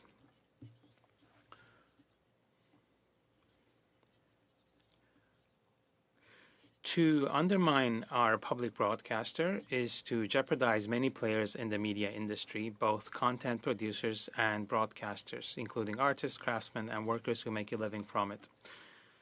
Radio Canada, in its current practices and approach, can it face up to the current challenges and new paradigms that define its field of action? It's a good question, because there's an implicit social contract between the artist and the audience. There is a growing distancing from the public and even more so from young audiences despite attempts to get closer to them. We believe that we need to renew the very conditions of existence of the public service media so that it meets certain expectations and has a role to play. We are convinced that the current context in Canada requires an appropriately funded public media service. We are in the last, in terms of the ranking in the G7, we have to think about this because we might transform into an audience. Please. Oui. Thank you. Merci de m'avoir écouté. You can elaborate in the question and answer segment. Thank you. Merci. And we begin for a 6-minute round with, for the Conservatives, Kevin Waugh. Kevin, you have 6 minutes. Thank you, Madam Chair, and good afternoon, everyone. Thank you for coming. You know, last night I was kind of flipping around the channel, and I ran across PBS Detroit.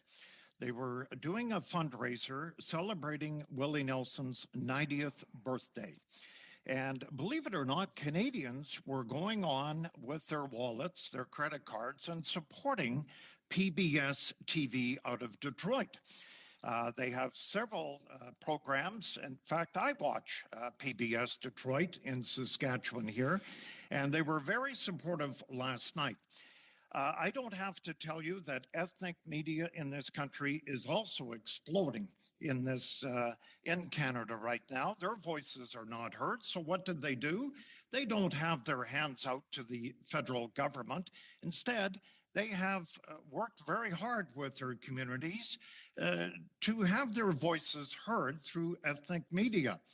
I point out, Ms. Colt, that APTN television was started back in 1992. Why? Because the public broadcaster did not at all fit the Indigenous programming needs. So 92 APN started. We are paying for it today, a subscription out of our cable. In Saskatchewan, we have Mississippi Radio out of La Ronge. They are doing very well in La Ronge. They are broadcasting Northern Stories. In Saskatchewan, I know of at least 4 Indigenous groups that want to apply to the CRTC to also have community radio without subsidies from the federal government. Ms. Colt, your thoughts on that as others don't wait for the federal government to hand over more money. I've talked about 3 or 4 instances where ethnic and Indigenous groups have gone ahead themselves, raised the money, and have the voice in their communities. Your thoughts on that coming from Flin Flon? Yeah, I'm very, very familiar with those radio stations, as well as another one in Flin Flon, Thompson, and the Paul called Arctic Radio that we take advantage of, and we absolutely love. What I am talking about, what I need with the CBC is I need to be able to get my stories further than my own communities or the northern rurals. There are things that are happening across the country that I think will be missed if it is exclusively with the smaller networks.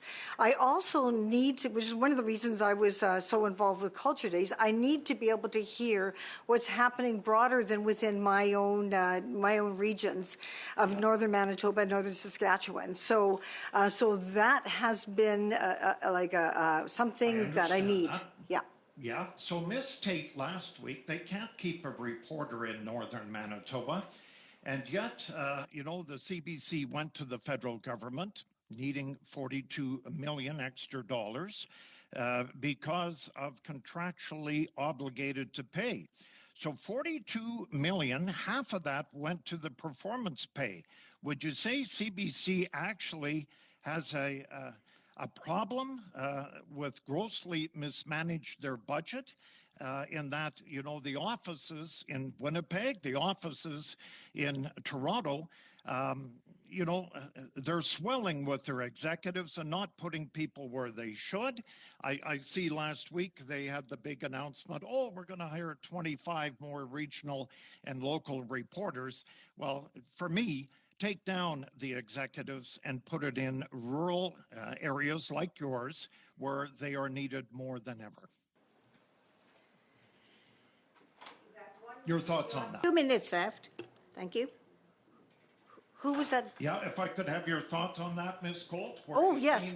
Okay. Explosion of executives and not going to where it should be in rural and as many of the groups here have talked about today, in rural Canada.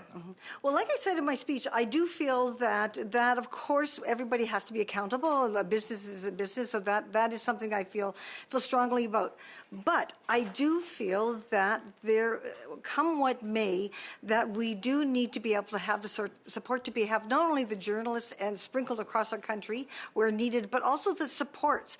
So if there is not, we had a person by the name of Mark Sislo, who was a journalist in northern Manitoba for, I don't know if it was a decade, and there were, it was just this wonderful, amazingly supportive network. Yeah, see, that's the problem with CBC.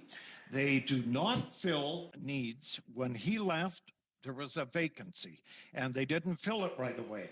Miss Martin Laforge, massive bonuses. Does that strengthen access to media, as you were talking? So here we had the massive bonuses, over $18 million handed out.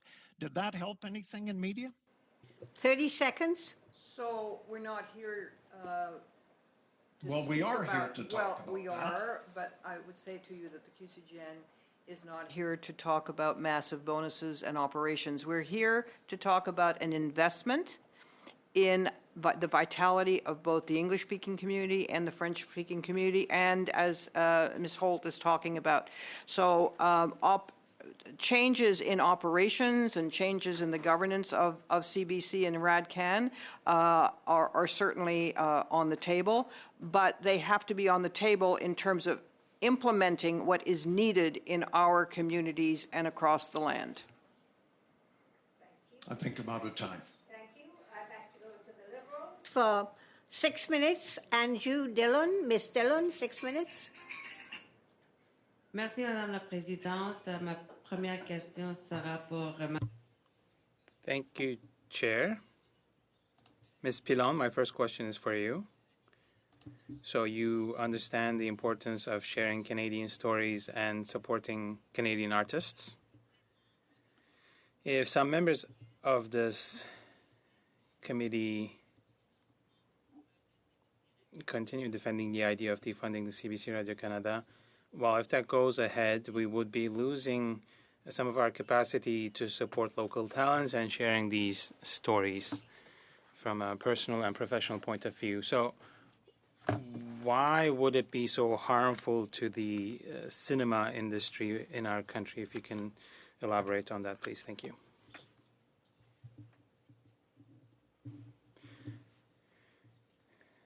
I think it's hard to imagine that services of Radio-Canada would be maintained for Francophone minority communities. And because we cannot consider CBC and Radio-Canada as two isolated entities, especially in the different regions of the country. So if the programming could be different in the two services, the infrastructure and the services, technical and otherwise, are often shared across the two services. So they share resources, and this is done strategically. If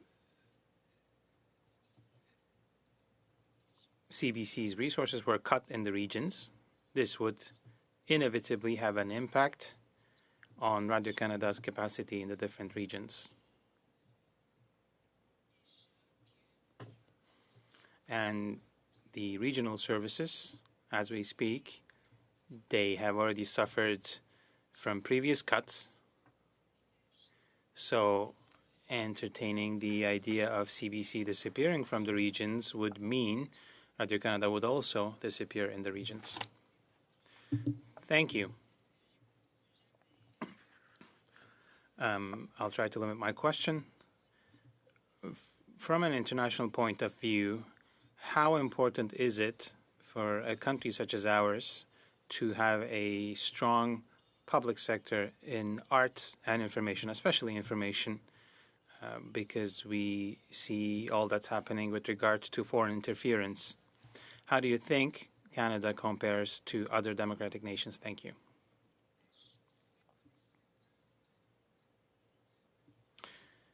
I wouldn't be able to speak to the details of how CBC Radio Canada compares to other public institutions because I don't have that information. But I think it was recently that Radio Canada hosted public broadcasters of a grouping of countries that they've been a member of for some years. That meeting took place here in Ottawa, and they got together to talk about these kinds of issues. But the reality is that it's a great source of concern for a majority of Canadians. This has already been mentioned during other committee meetings. Radio Canada has a professional ethics framework that is very robust, and that is some sort of insurance, if you will, allowing Canadians to have faith and confidence in the information that is being broadcast by Radio Canada. Perfect. Thank you, Ms. Milon. Question is for you. I'm going to try to lump them all in together. So we heard that, there's a conflict of interest with CBC and the government. There are 18 countries with a public broadcaster like the CBC. Do you think they're all in conflict of interest? The other part of my question is, it's more a comment that the U.S., we're being compared to the U.S., and it's the only G7 country without a public broadcaster. If you would like to talk to us a little bit about that, and how, the third question is if you think the importance of having a national broadcaster to protect against foreign interference and in misinformation, how important is that for us in Canada? Thank you, Mrs. Colt. Well, in terms of the importance of our independent voices, I think it's imperative. I think the national broadcasting system is our voice. We will, people are people, they will be enticed by other voices that are around, and right now with the way the social media world is going, that it is being fed to us very easily and directly. We need to be able to have an independent voice from such as the CBC to be able to protect us from international interference. And I cannot see how that can be possible with other independent private sectors within the media world. So I don't know if that answers the question. One of your questions? Yes. 6 minutes is up. Thank you very much. Now I'm going to go to the block. Mr. Champoux, Martin Champoux, 6 minutes, please. Merci, Madame la Présidente. Thank you, Madam Chair. I'm very happy that we are able to hear from Ms. Charette. It took a lot of effort since this morning. Thank you for sticking with us. So I was listening to your opening remarks, and I thought, well, there's so much that we need to say and so many discussions around CBC Radio Canada, and we are now losing time, precious time, to defend against an idea that doesn't really make sense. We could be focusing our energies on the future of the public broadcaster, for which there's support from about 80% of Canadians, including in Quebec. Canadians agree that we need to have a public broadcaster. So I'll try to talk to you more about the future rather than waste time defending against populist remarks that border on disinformation rather than facts. Of course, we do not share the idea of defunding. So I'd like to focus on renewing the mandate of the public broadcaster. I know that you are thinking about the long-term existence of the broadcaster. Of course, a lot turns around CBC Radio Canada in the space. So how do you see the future, and what can we do to protect the public broadcaster in the years to come in this changing context, which the current context has changed a lot since the last time the mandate was reviewed? Your question was quite substantial. I'll try to answer as quickly as possible. I think Radio Canada is a national jewel. It's a solid public broadcaster that lives up to high standards, and internationally these standards are recognized. I took some notes from something I was reading. Professor Andrew Richter from Bratislava University says, in the current cacophony of contradicting messagery, disinformation, contradicting interpretation of events, public broadcasting allows quality investigative journalism. In this sense, they set the standard, set the bar for other outlets by providing reliable information to the public, especially in conflict situations. So I think this resumes the mandate of informing that Radio-Canada has. This is their mandate. They're mandated by the government to inform the Canadian public. They have to deliver the service everywhere across the country. So whether this is in the north of Quebec, in Manitoba, in British Columbia, it is to the people that Radio-Canada is accountable. Now, can we ask questions about the budget, its management? Yes, we have to have those conversations to allow Radio-Canada to go through the stages of modernizing itself, but we have to have an open discussion on this rather than turning it into an ideological discussion. We have to allow the corporation to be strong and to be able to reinvent itself.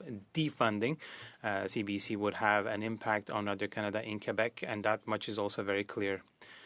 I think no one is buying that it would have a major impact. So culture, information across the country will be impacted. I'd also like to talk about funding, because you referred to that in your opening remarks. So per Canadian, the broadcaster is about $33 per year. So you might be paying more for other subscriptions, Netflix, Spotify, others. So you were saying that the average is $85, $88 per person in public broadcasters. In Germany, I think it's $140, $150 per citizen. We're not hearing from Germans. They're not complaining that it is too expensive, and they don't really have the same reality as CBC Radio-Canada covering official languages and Indigenous languages. So we focused a lot on the bonuses and that Radio-Canada is getting the ad revenue. I mean, can we substantially increase the per citizen annual budget of CBC Radio-Canada? Well, I think we need to not just maintain, but increase the level of funding.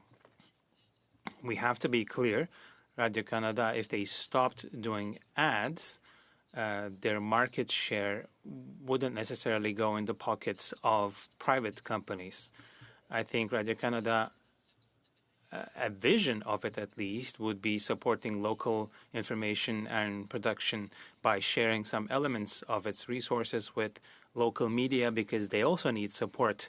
They cannot survive with their current level of income. There might be solutions, but we have to have this conversation, and this has to be an open conversation. We're not trying to put a lid on whatever is happening at CBC Radio-Canada. We have something robust, and we're working on it. Yes, there are questions to be answered, budget implications or remuneration models.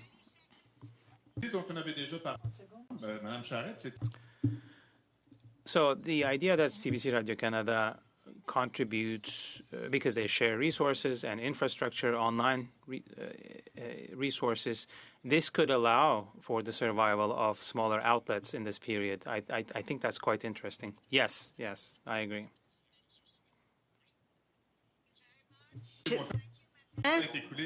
Thank you. Time is up. Thanks very much. I go to the New Democrats. Nikki Ashton. Nikki, 6 minutes, please.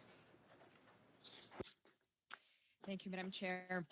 Ms. Colt, thank you so much for speaking to us today, for joining us here today, for sharing your visionary work that has given so much to our region, to our province, and our country. Thank you for sharing your work in the arts that has lifted up so many Northern and Indigenous artists across our region.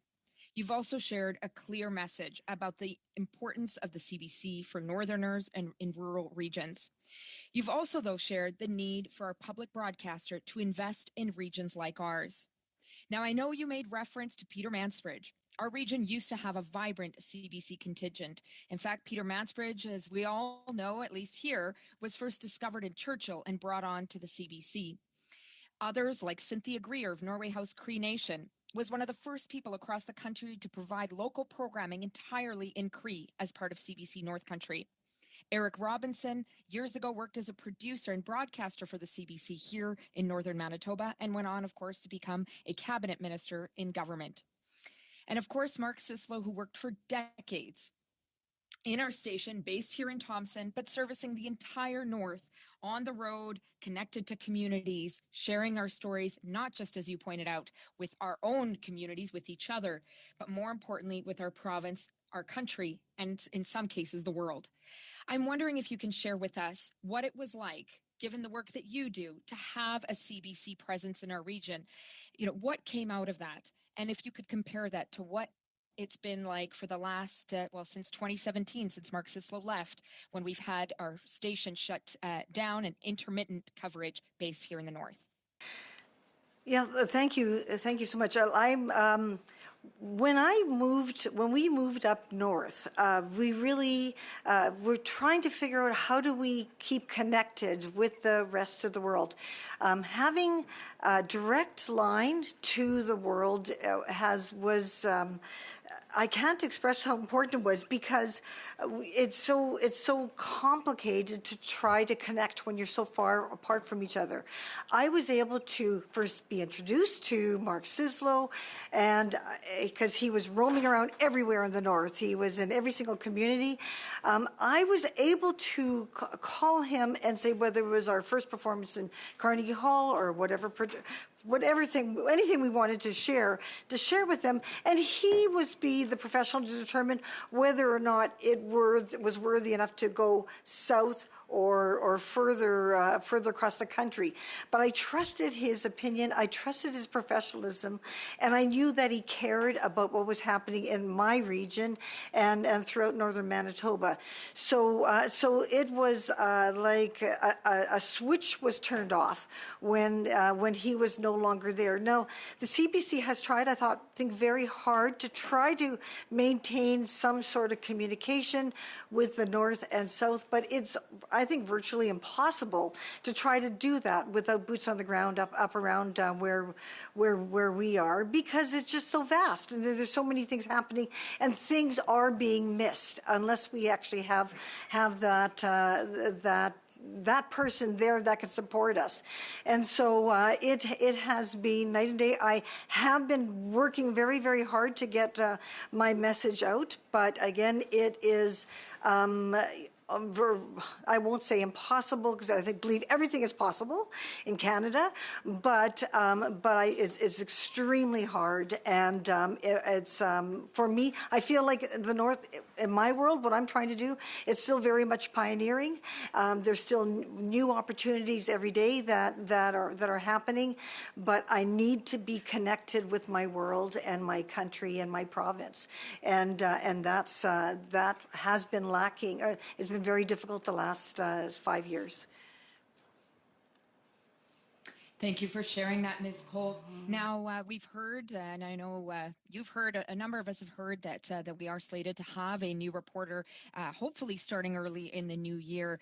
But many of us have also made clear, given how vast our region is, how diverse our communities are, the importance of supporting this reporter and not just throwing him and setting him or her up to fail.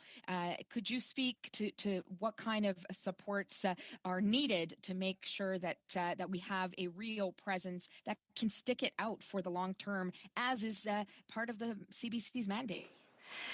I think for myself personally, my opinion is that it goes back to the term, death by a thousand cuts. Like if you think of any one of us within our lives, if you were trying to do what you were doing in an area that is more than half of your province by yourself, how can you possibly do everything that needs to be done, see everything, connect with everybody alone. You need to be able to have the supports.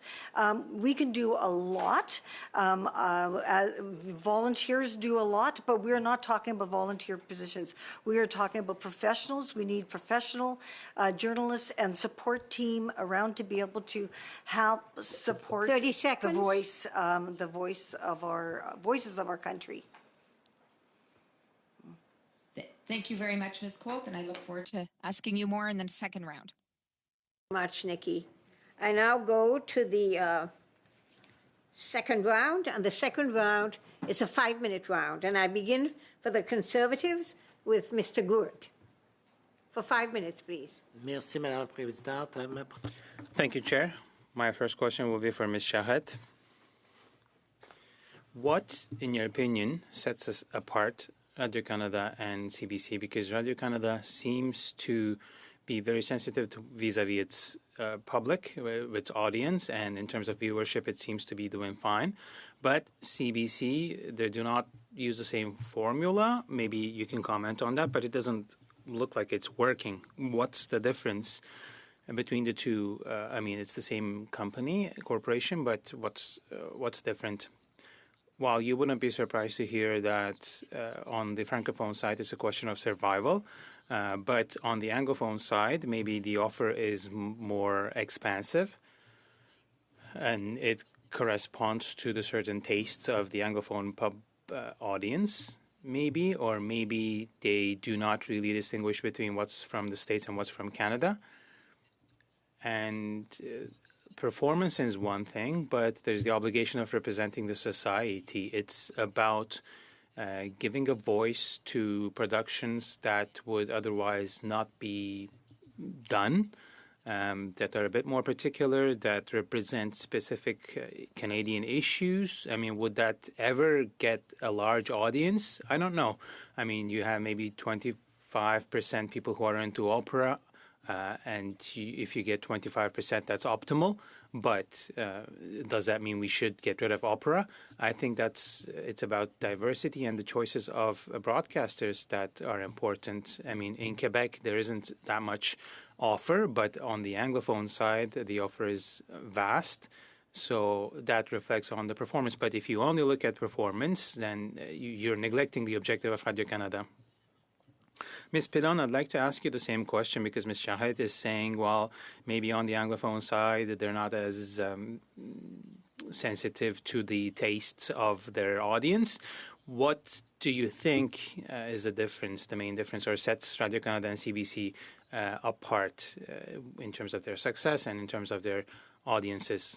Well, I think Ms. Charette mentioned it. There is such a large offering in the English language to Anglophone Canada, and this content is also available to Francophones.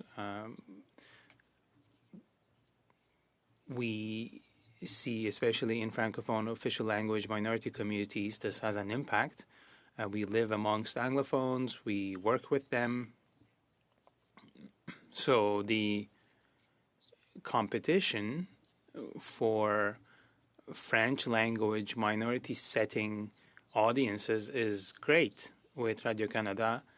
It's about the fact that they are present in minority Francophone communities and they have the opportunity of offering them content, yes, on news, information, but also entertainment content produced by members of our organization, for instance.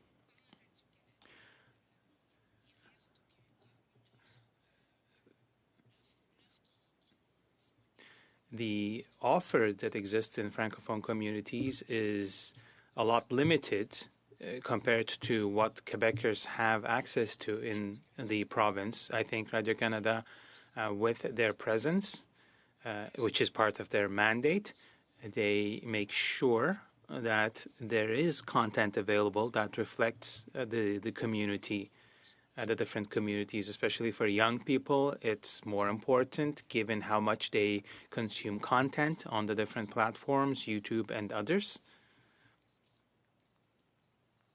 And once again, there is a lot of offering, and these young people consume content in the English language. That is why we have to support the production of French language content when we need to give these productions the necessary budget. Thank you. My last question will be for Ms. Martin Laforge. You were saying that CBC should have more regional content. And I'd like to congratulate you for your long mandate at the helm. I think it's been about 20 years that we've been crossing paths. So can you talk to us about some of the advice you would give to CBC Radio Canada? Maybe they are turning, they're not hearing some of the... A short answer, please, because we've run out of time for this round. But go ahead. Merci, Monsieur Gourde, pour votre question. Thank you for the question, Mr. Gourde. In Quebec, CBC is managed from Toronto. Unfortunately, we believe that paying more attention to English-speaking community in Quebec, certainly the rural areas, would be very productive for our community, for our young people, and for jobs in Quebec. So more investment in Quebec would be necessary, and I hope somebody else will ask the same question so that I can continue my observations. Thank you, Mr. Gourde. Merci. Thank you. Members to please try and keep within the time, because we've gone over time a lot on this round. And so when I give you your 30 seconds, it doesn't mean you can ask a 30-second question. It means you can ask a 15-second question for a 15-second answer. So I'm sorry. All right, now I'm going to go to the Liberals. Ms. Latanzio. Patricia, for 5 minutes. Thank you, Madam Chair, and I will take advantage of giving Madame Laforge, Martin Laforge, the opportunity to continue with her answer, but I will also ask the following question to her. So according to Stats Canada, as of 2021, Madame Martin Laforge, there are over 1 million citizens in the province of Quebec that identify as English as their first language, and today we understand that it is now at 1.3 million. Your organization, as we all know, is dedicated to ensuring that the community of the English first speakers in Quebec remains well served and supported, since, of course, they too deserve to know what's going on in their communities. Can you talk about the importance of providing these services and information to Canadians in both English and French, and how the Conservatives' promised slashing of the national broadcaster CBC Radio-Canada would put these two minority language communities or people at risk? Thank you for the question. We are very interested in keeping CBC and RADCAN together, working together, because as other people have said here today, working together is the magic of this public broadcaster. I would hope, so I don't know if the committee members know of this, but there's a study from Stats Can that is upcoming, Survey on Official Language Minority Populations.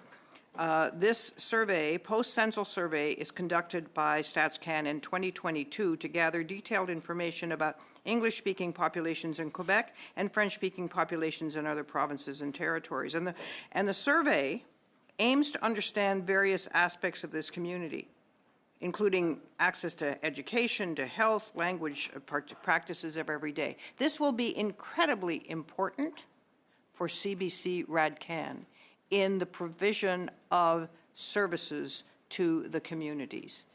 And official languages communities don't live just in official languages communities. We live with Mrs. Colt, we live across Canada, and so we need to work together to offer official language minority communities access to the services in the service of linguistic duality for the public broadcaster. So I would like to say that, Mrs. Latanzio, and that is a very important survey that I understand will be coming out just before Christmas. Okay. And I wanted to know, in your opinion, do you think that anyone is better served by more foreign-owned media covering Canadian stories? So, for example, would CNN cover Canadian wildfire season or linguistic issues, as we've seen in the last couple of years, as well as CTV or Global News? Well, let me give you an example of a story that happened in Chelsea, Quebec, a couple of years ago around the young woman in the school system that was, because of the hijab, was moved to an administrative job. That was very local. That was very local. And I'm not sure that this would be covered in the French media the same way as the English media, whether it be RADCAN or anything else, TVA, or even would have reached the rest of Canada if CBC had not been on the ball. CBC and as our QCNA papers, our local newspapers, we need the combination of media, electronic media, written media, to tell our stories to the rest of Canada. And so CNN, no. People are mostly interested in bad news stories, not the good news stories. That's the other part of this. We count on CBC to tell the good news stories out of our communities to the rest of Canada, not in an echo chamber just to ourselves, but to the rest of Canada. Thank you, Madame Martin Laforge, for all that you and QCGN does. Ma prochaine question va s'adresser à Madame Charette. Donc, My next question is for Ms. Charette. We have heard from members of the committee who worry about people losing their jobs, but they're also defending the idea of cutting funding to CBC. So this would, of course, lead to thousands other people losing their jobs. So what do you think about these two comments? Was the question for me? Because there was a lag and I did not catch it. Madam Chair, can I repeat my question? I heard your question. I just missed my name. Patricia, go ahead. Donc, je vais vous la répéter, Madame Charette. Donc, là... I'll repeat the question. So the members across the way, they say that they are worried about 100 people, some of whom you represent, losing their jobs, but they also say that they want to cut funding to CBC, which, of course, would lead to thousands of people losing their jobs. So what do you think about these ideas coming from the same group of people? Well, I know that some jobs were cut because additional cuts were expected. So, as I was saying, this really impacts the remaining teams and the capacity of being able to invest in these teams. But defunding Radio Canada, and I work in the cultural realm, not just Radio Canada, it would really have a tremendous impact on productions across the ecosystem in Quebec and in Canada. Radio Canada, as I was saying, starts productions, shares resources, and they live up to different sets of standards. So do you think it's contradictory? Thank you very much. I'm going to go to Mr. Shampoo for 2.5 minutes, but before I do, we have to be able to get everyone across for CUPE. So I'm hoping that the Conservatives and Liberals will agree to remove the last two questions at the end of this round. You could shorten them to 2.5 minutes each. Sure. All right, good. Okay, so Martin, 2.5 minutes. I'm holding you to it, guys. Oui, merci, Madame la Présidente. Thank you, Chair. You were quite flexible with my previous colleague, so if I can benefit from the same. Ms. Charette, you answered partly a question I was going to ask you about the impact on cuts on CBC, on Radio Canada, and the ecosystem of productions. Do you think the report that the government of Quebec has on the future of public broadcaster, what do you think about that report, and your insights on that. Well, I don't have it available to me. If you can maybe...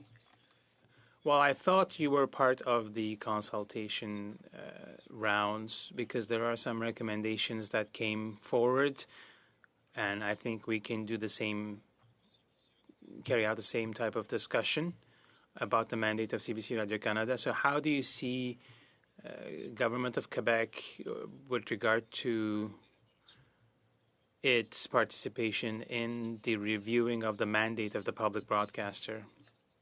Well, the Government of Quebec is very concerned, and they set up another committee on the future of the audiovisual sector. And they are worried about the shrinking space that's available to Francophone productions within our ecosystem, because there are other players such as Netflix and Disney, which will, of course, have certain preferences on launching universal products. When you say universal, that ends up being Anglophone, but also with a view of the society that is more in step with the U.S. But in Quebec, we have different preferences and values that we would like to see reflected in audiovisual productions. Now, will this be respected by new productions and companies? I have my doubts, and the Government of Quebec also has their doubts. So it's about defending our values. I'll finish on this note because we don't have much time left with the threats from the Conservatives, which they might have a chance of forming the government in 2025. We know how they are when it comes to culture. They might also do cuts in the cultures as well. So do you have a general mobilization of the cultures and arts circles? Well, we are working on that because we have to take that threat quite seriously. It's about our existence. It's about our specificity and our vision of society. Because you're in touch with these circles, so I was trying to understand whether it has ramifications beyond the immediate circle of people who will be directly impacted. So the society at large should be worried about what is happening, and we're not hearing much on that. Well, I hope we will have a bigger voice and we will make ourselves heard. Merci, Martin. I'm going to go to Ms. Ashton for 2.5 minutes, please. Thank you. And back to Ms. Cold. Ms. Cold, you've spoken about how having a CBC presence helps us share the information we need in terms of world events, politics, arts, and culture. It's also important we know in terms of public emergencies. Significant fires raged in northern Manitoba this past summer, a number of them around Flin Flon. The one by Cranberry Portage, as we know, also very close to Flin Flon, forced a last-minute evacuation. That fire was so intense that it also burned fiber optic lines going to Flin Flon, leaving Flin Flon, one of the largest communities in our region, without internet for days.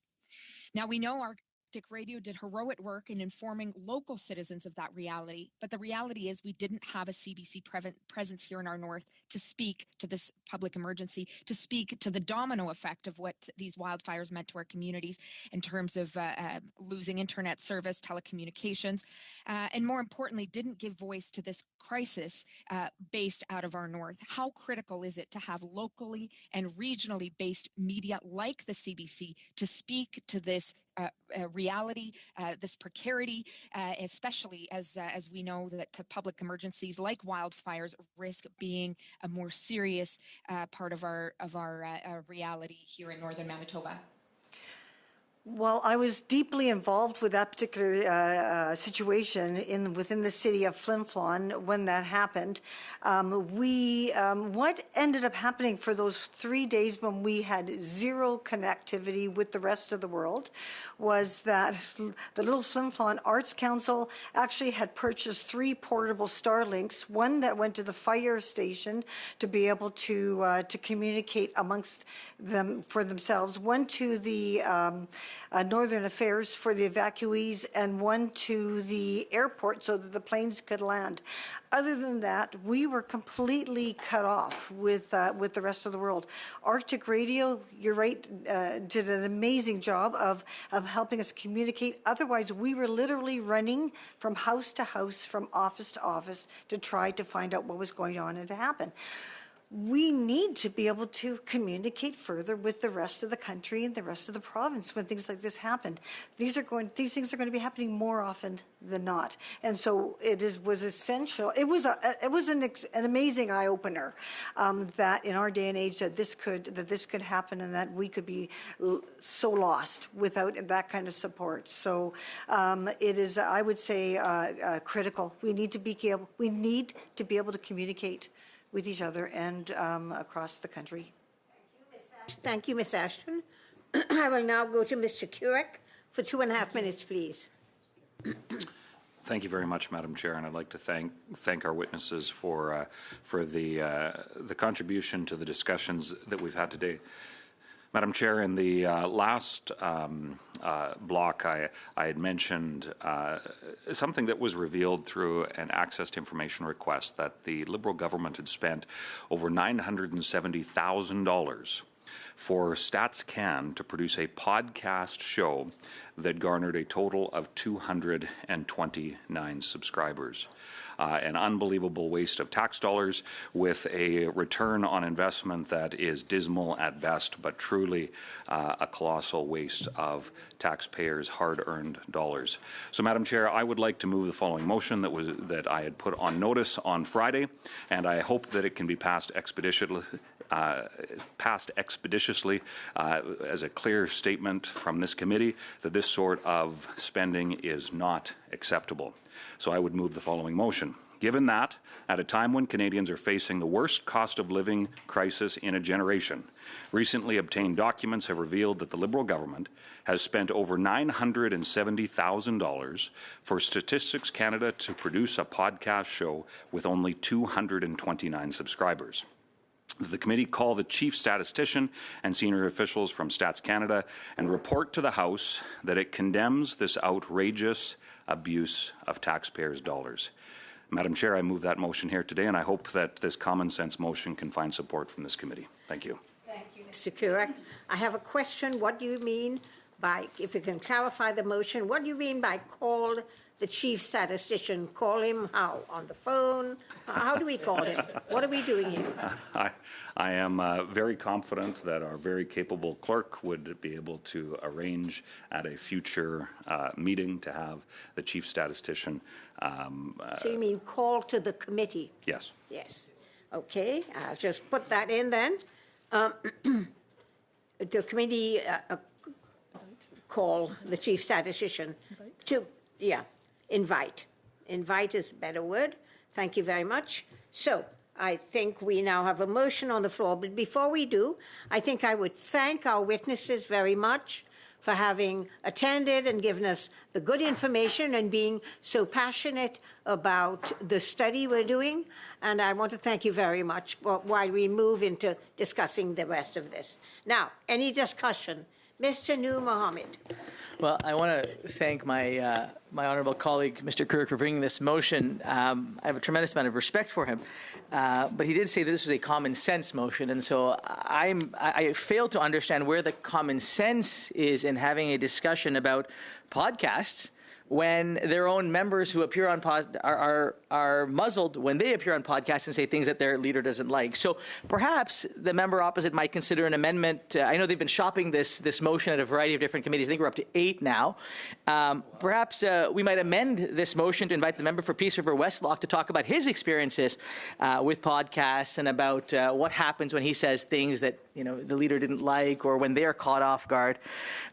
Let's talk about statistics. I mean, at the end of the day, it was the Harper government that gutted StatsCan. It was the Harper government that abandoned the long-form census. It was the Harper government that deprived experts, businesses, stakeholders, researchers from high-quality data in the process. But we know they don't like science, so I guess that doesn't really make much of a difference.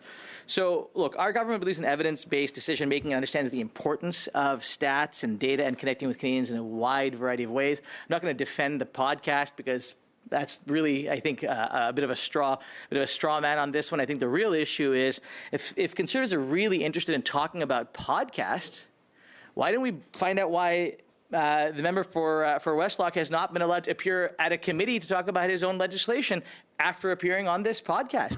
So, look, I think to save our Conservative friends the embarrassment, we're going to vote against this motion and move on with it, or we may find ourselves amending this in a way that my dear friend may not like. You do not have an amendment. No, we're going to vote Thank against you. it. And may I suggest the term straw person?